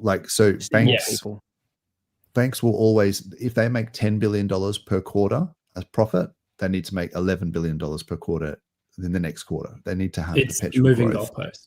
That's their thing. So then whatever they have to do to create that, charge more fees, sack more people, that's like in the interest of shareholders. I mean, it's this kind of psychopathic kind of thing, and it's unrealistic. But that's what they aim for. But so even with governments with, like, say, superannuation or 401k in the US, they are going to need more and more people to pay taxes so that they can pay off their ridiculous debts or keep paying themselves, whatever, through corruption or whatever it is. This has always been the population increase. But it's dependent on that population increase, right? Or the immigration increase. So you've got those two factors. This has been what it's, in our lifetimes and longer, this has been the case. What's interesting is the paradigm shift that's going to happen when we get the fusion of AI and robotics.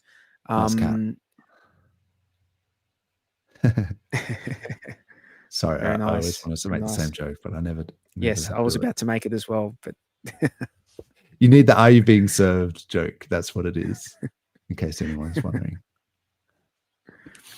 Sorry, go ahead. Yeah, so I was just going to say, robotics is the only thing that I can imagine that will change this. That could change automation.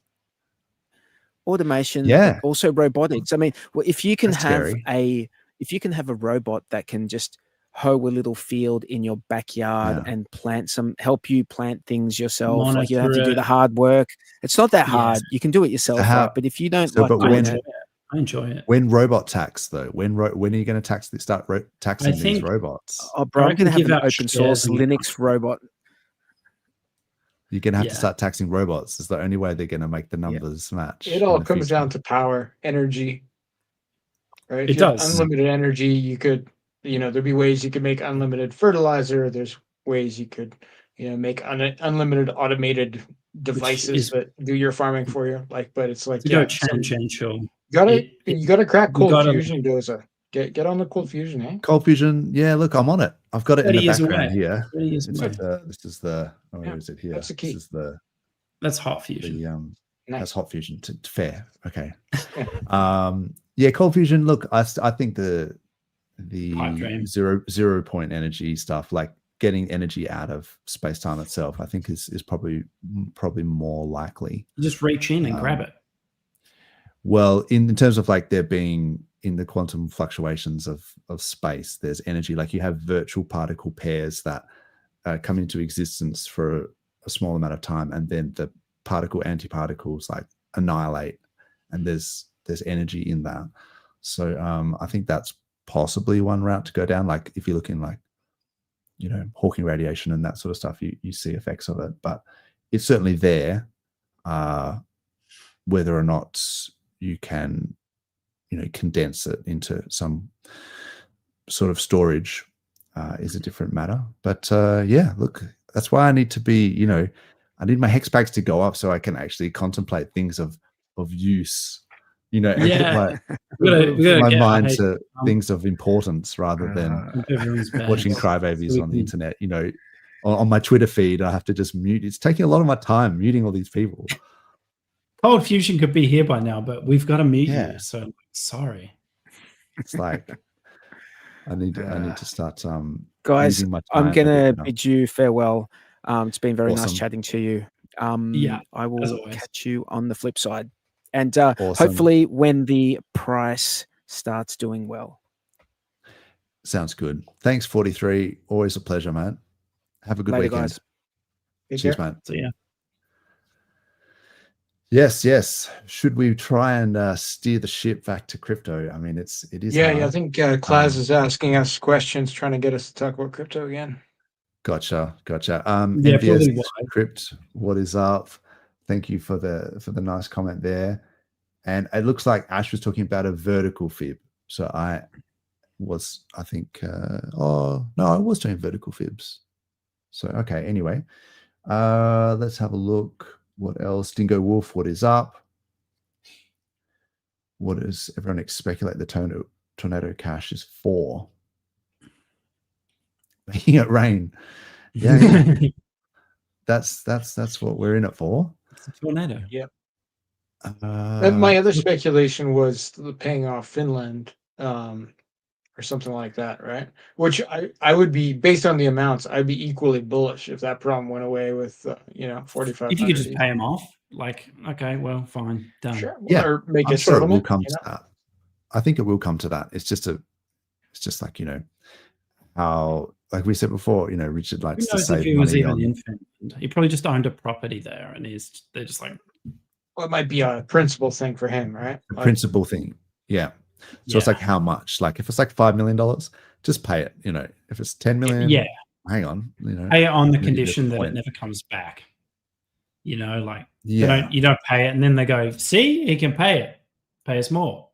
Like, yeah, it's extortion. It's like, at what level? Then who else is going to step up and go, oh, well, actually, you also owe this and that. That's just how it works. I had a couple of questions for Fast. And actually, you might be able to also answer this base rating, considering you're a programmer. But so, how Liberty Swap allegedly, how Liberty Swap has got the cross-chain swaps from Solana. You know how they're doing that? Is there a way that Phantom Wallet, because they are predominantly on Solana, but they have other networks as well that you can connect to, is there a way that you could somehow use Phantom Wallet and then have like a drop down where you connect to PulseChain, but then you're doing swaps through Liberty Swap?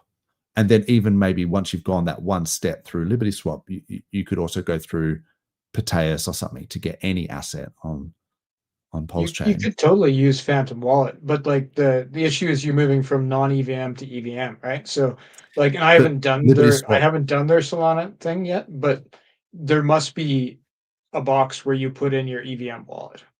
Yes. Right. Oh, okay. So it'll be a different wallet address that's receiving it on PulseChain than is sending it on Solana. But they already have that. Like if Phantom Wallet already has so you have a Solana wallet, and then you also have your EVM wallet. They do Ethereum, yeah.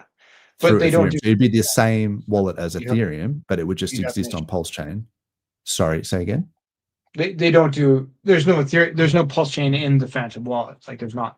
No, not now. But I'm saying, could they incorporate it? Because the problem with them, Phantom Wallet incorporate was that they probably had no way to bridge, like you say, the non-EVM to EVM. But see, Liberty Swap already do that. So it's like the work's done for them. They just need to route it through Liberty Swap and then through Pateus, and then they should be able to offer any asset on Solana for any asset on PulseChain through Phantom Wallet. And it wouldn't even be that hard. That's not why they're not doing it, right? Like Phantom Wallet has a curated list of chains it accepts that include, like you said, includes Ethereum with an EVM wallet. So they have, but those are two separate wallets, right? Like for sure. Like you have your Solana wallet, you have your EVM wallet inside of Phantom, but like if somebody can make that deal, great. But it's just somebody just needs to make the deal. I think you can. I think you can Fast. I think you should. I think you can. Someone with motivation should convince Phantom Wallet to do that. If Phantom Wallet and PulseChain would be good, but we're getting more and more things coming online. Like we got that hyperlink bridge and stuff like that, and but Liberty Swap, how they they're kind of a cross-chain swap, but mostly they're like they just have that big pool of Pulse, and they'll give it to you if you give them money on other chains, right? So it's pretty, it's pretty simple in its way. Okay. But yeah, to move from Solana to PulseChain easily, I think is a worthwhile endeavor. Yes. Well, I'm glad I asked. The other thing I was thinking was, you know how, there was two things. One was, there's like a Railgun wallet. Hopefully RH is in the process of like forking the Railgun wallet, and they can do some sort of privacy wallet or something like that. That might be cool. But the other thing was, there's a huge sort of narrative or meta at the moment about the perp dexes, and it's the battle of Hyperliquid and ASTER and all this sort of stuff. Could we not get a perp dex somehow associated with PulseX, like a PulseX perp dex that somehow has margin trading, and could even have lending and borrowing, like maybe the Liquidity sort of style, Aave style. It's all just adding different protocols together, right? Like, Yeah, like there's half a dozen versions of perp dexes, like, GMX. Like on PulseChain, we got Fame is a fork GMX, one of the better ones. There's Hyperlink is a new thing. You could fork that. Like it all could be done, but it's all just like adding on different blocks. Like they're not connected. Yeah. But I guess what I'm saying is the problem with Fame is that there might be a couple of things in terms of, the TWAP, whatever, and the Oracle feeds and price feeds and things like that. But the assets that are on Fame are only RH assets. Whereas I think people might want to come to PulseChain to do, like, you could have a privacy perp dex, right? That somehow incorporates a privacy element to it, where people come to PulseChain purely because they want to do leverage, no KYC of assets, and somehow, but all assets, like I'm talking, whatever, BTC, ETH. So there'd be a lot of assets bridged to chain for this purpose. And then they would bridge them in and provide liquidity in PulseX, which would help the buy and burn. And all the trades would also it would help with the buy and burn. And then you would encourage people to bridge assets in and provide liquidity. You would also encourage the fees could go back, like, because how with pump tires, right? The fees go back into buying PLS, I believe. And so you could do that, where the fees from the perp dex could go which into would be buying, way higher, right? Perp dexes make bank. Yeah. And so, I understand that, Richard has never been a fan of. Yeah, so that's what I was going to say. So Richard's never been a fan of leverage, and the ladies that can leverage and encourages people to never use leverage. And I get that. But also but pump tires exists, right? So there is a meme coin factory, which also kind of goes against the, RH's maybe vision of the past of saying, why would you buy these shit coins that are going to go to zero when you can buy something of actual value? But then they've also created a shitcoin factory. So like, at what point do you just go, if you can't beat them, join them? And if the meta is perp dexes, how hard is it to implement some sort of, but you could add it as a privacy perp dex, could be the add value. But then definitely sounds interesting. I just I would really cringe, like, just like, like, clearly, like, there's some pros I talk to and it's like great, but like most people I talk to in a day, like, I really don't want them on perp dexes. It's not. True. A lot of people get wrecked. Yeah. Like I understand. I'm not like a really deep dive into that stuff, but like I have a strong understanding, and like I don't touch it. Yeah, maybe it's a bad idea. Maybe scratch that. Don't do it anyway. Lending though, right? Like is different, right? There's a huge, like, it's still leverage, right? But like there's a big difference between like 50% leverage versus 200x leverage, right? So like a fork of Aave, which we already have again, but like, you could have more, like, where you can put in like $1,000 and take out $500, right? Like that's like, that's slightly different. That's safe. It's a good tool if you understand it. Like you could really use that to, and still it's generating a fair amount of fees. You can use them for good things, but like you could go through the list of every good crypto protocol and say, all right, should launch one of these and use the fees to buy and burn, the thing that you like, right? So like, the more beneficial stuff like that he does, it's good, but I don't know if it fits the track record of what we've seen so far, right? Yeah, and it might take a long time, like at least 2 weeks. Indeed. So Yeah, at Oh, least 2 I weeks. think entire maybe 2 weeks. The maybe perp scratch thing that. is a trend, though. I've seen that too. They're popping up all over. There's actually things where you can kind of like launch your own perp decks, basically, right? Like tools, Right. White glove. Yes. like tools where you're like, Yeah. I want to launch a perp desk today. I'm going to call it this. This is the website name, like pump.tires for launching perp dexes. Oh, Wow, that's crazy. Yeah, That's awesome. Yeah, that's a bit gross. yeah. it is. I have another one here, which I think is a lot easier to do. I think Okay. someone could easily do this. In fact, so I was just thinking, you know how you get those Git books where you go to a chain and then there's like, It's like well, how does docs. this thing work? Or how does this? Yeah, it's just docs. So Mm. that actually made me realize that there's this PulseChain stats thing, which I haven't brought up yet, which I should. But this PulseChain stats.com is really, really cool.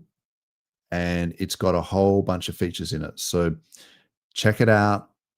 Maybe I'll put it in the chat here so people can check it out in their own time. Richard posted about this today. Oh, did he? Okay. It's really cool. It's got a lot of different stats, but it's also got, you can add tokens to your wallet. You can buy, the official bridge, Coast, Change Now, TokenX, that sort of thing. But then all of this sort of stuff, like you got portfolio stuff. Actually, Tangent's got a really good thread at the moment talking about all the different portfolios. But I like PLSfolio.com. That's actually really cool. But there's all these different stat stuff here. But so these types of sites I think help. I know Pulse Coin List is also another really good one. Yeah, I always like that one. It's just simple. It's good. Yeah. And so, but I also think that maybe a Git book, because sometimes when I'm looking at things, I kind of go, where's the CAs? Where's the, You want a PulseChain how does this work? specific Git book? Yes. I think it should But be like on everything's contract address that should be correct, and it should be on the pulsechain.com. Like you should have like, for some when you go reason people are scared of putting on contract addresses. I don't know. Like I've seen a lot of like, I don't know if you can find them for like Fox. I don't think you can find them for a lot of things. Oh no, down here This it's got, stuff is so CAs. complicated that nobody knows about it. Like I get a request like maybe twice a year for like, contracts for $2 or And to for be fair, $5. you can just do a transaction and find out. Like it's not So- hard. No, This it's is not pretty hard to do, but close. like you're like the interest level and stuff like that. Like it would be of interest to us, but like this is I not think going it to bring would. It might the masses prevent like to PulseChain. a couple fraudulent scams. I think the every Git so book often. would actually be better for noobs, not so much for me. It's more for like people to kind of go, oh, okay, I'm on pulsechain.com, right? Like, so the advertising has worked and I've got my tablet in the mail and I'm here now. And then, so how does it work? And then, so yeah, you can prepare your wallet and you can buy PLS, and this is pretty good, talking about PLSX, but I still feel like you need it to be a bit more like outlined. Like, when you get Git books, it's got I was more thinking what it tells GitHub. you. You're talking Git books. Okay, yeah, that makes way more sense. Yeah, like a markdown document that is just formatted. Yeah, and it's that's just, great. Yeah. I don't want to pull one up because it will look like I'm shilling that thing. But normally when I'm investigating like some token or some chain or something, they have Git books, and then it's just it goes through and it tells you step by step. Oh, okay, this is what it does. This is how do I earn ink? Oh, okay, there's a farm, and then how do I get the farm to work? Yeah. Oh, there's a pairs thing here. Oh, and then this is the contract here, and but how do I? And it just tells you step by step how to do shit. It's basically what it is. Like a how-to for like most key things. Yeah, that'd be wise. Look, it'd be wise. It wouldn't even be hard to put together, really. Probably do it in the afternoon for like most things. That's an easy one. One thing that kind of frustrates me is like RH doesn't communicate with anybody, right? So like he's working independently, but like we have, and sometimes he'll post things like this Pulsefolio thing we just looked at, which like he didn't do that, and I don't think he had any hand in it. He's just posting something he thought was cool. That's good, but like if he could reach out and just work with some people, right, we could just get all this stuff done. You know, like I think like much on a volunteer basis, I would think. You know, like no one's getting have paid, like for sure. it could all be on, you know, it could all be on pulsechain.com. You go there, here's your links, like, you know, like, and here's all the Even tools if you just put right here. Oh, I always blank on the name, but that massive one that just aggregates everything.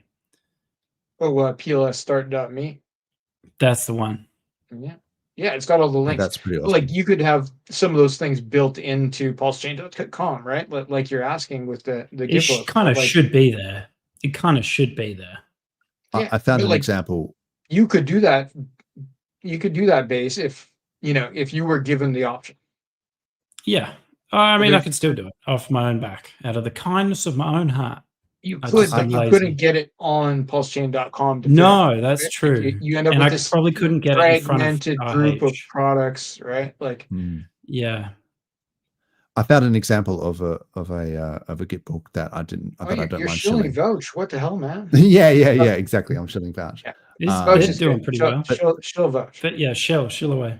But this is just an example. So it's like you go to the docs page, and then it's got like an introduction, you know, and then it there's like a video, and then, you know, understanding the protocol, and there's like a video, and it, you know, takes you through, and then there's like links, like trusted links to, you know, things, so that you know that these are like legit links.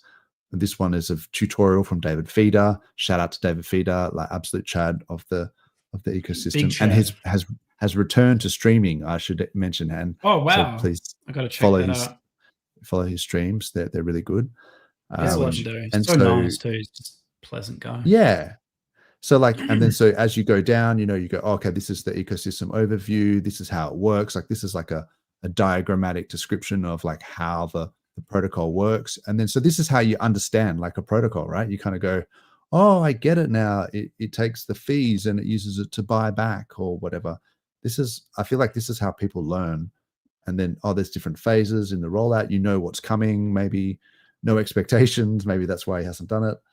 But yeah, so then as you go through these things, like I'm saying, these equivalents would be PulseX, you know, liquidity providing, the difference between V1 and V2, like how you get farms, how you earn ink, how you stake hex, like what, and then like trusted links to the hex staking, you know, or whatever. Like I know it's already on the website, but I feel like it certainly couldn't have helped. Nearly every project I've seen has some sort of Git book sort of document thing. So if someone could get onto that, because, you know, I'm lazy, so I'm trying to figure out Cold Fusion over here. So yeah, and if I could just encourage someone else to do that, that would be great. Indeed. Is there anything else that we want to chat about before there's probably heaps of things, but we can always chat about it next time. Maybe we should wrap this up. I think we've got to the end of the comments. Is there anything you guys want to chat about before we wrap it up? No, I'm pretty happy. I won't have any announcements this week. I may have some announcements next week. See how it goes. Awesome. We like the breaking news. And yeah, thanks to 43 for coming on. Thank you, Fast, and thank you, Base Radian. Thank you, chat, Replay Gang. Is there anything you guys want to say before we jet? No, I was gonna like try and drop a bomb and then just like exit, but I couldn't even think of something like too spicy. Hey, I have a sentiment I'd like to send out to the world. Please. There's a time-honored tradition of crying in the shower by yourself and not telling anybody. I think, you know, people really need to embrace that tradition. Go in your shower, have a good cry, tell no one. Take an ice cream with you. Take a bucket of ice cream with you. That's the way. That's how I get a saying through work hours. We have a saying in Australia, and it's to have a cup of concrete and harden the fuck up. That's it. I don't know. Either way, not here to flip spiders. that's right. That Either also way. sounds really weird. It's well, I Yeah, softened that up. There's a few like that, but no. Either way, you know, I think that we need to just embrace the positivity a little bit. And I think, you know, if you zoom out in some of this stuff, you know, I think it's not as bad as it all seems. If you zoom right into the volatility, you know, zoom out. If you, so it's like if you have, okay, an example Put it would on be log. There's like Johnson noise in engineering, where you have like the thermal noise of all of the electrical components and things like that, electronic components. If you zoom in on the thermal noise, you think you can see patterns, and you think you can see huge excursions. It is random noise. It is. You can get you can get a Wi-Fi signal out of them. I don't know if it's the heat or if it's like the electromagnetic field, but you can. That can might be another discussion for. It's too late in the show for that one. Yeah, it's too late. You should have brought that shit up when we're talking about the 0 point energy. You could. That's it. But maybe in the green room. Tell me about this in the green room. But the point I was making is that if you zoom into random fluctuations, and you can extrapolate all sorts of nonsense that's not there. Sometimes you need to zoom out, and like that's just the noise floor. Like, so yeah, it's not exactly that, because obviously there are uptrends and downtrends, and I get that. But sometimes you just need to zoom out a little bit. So that I would encourage people to do that. Zoom way. Anyway, enjoy your weekend, peeps. Rock on. Thanks for watching. See you next time. Hey. Cheers.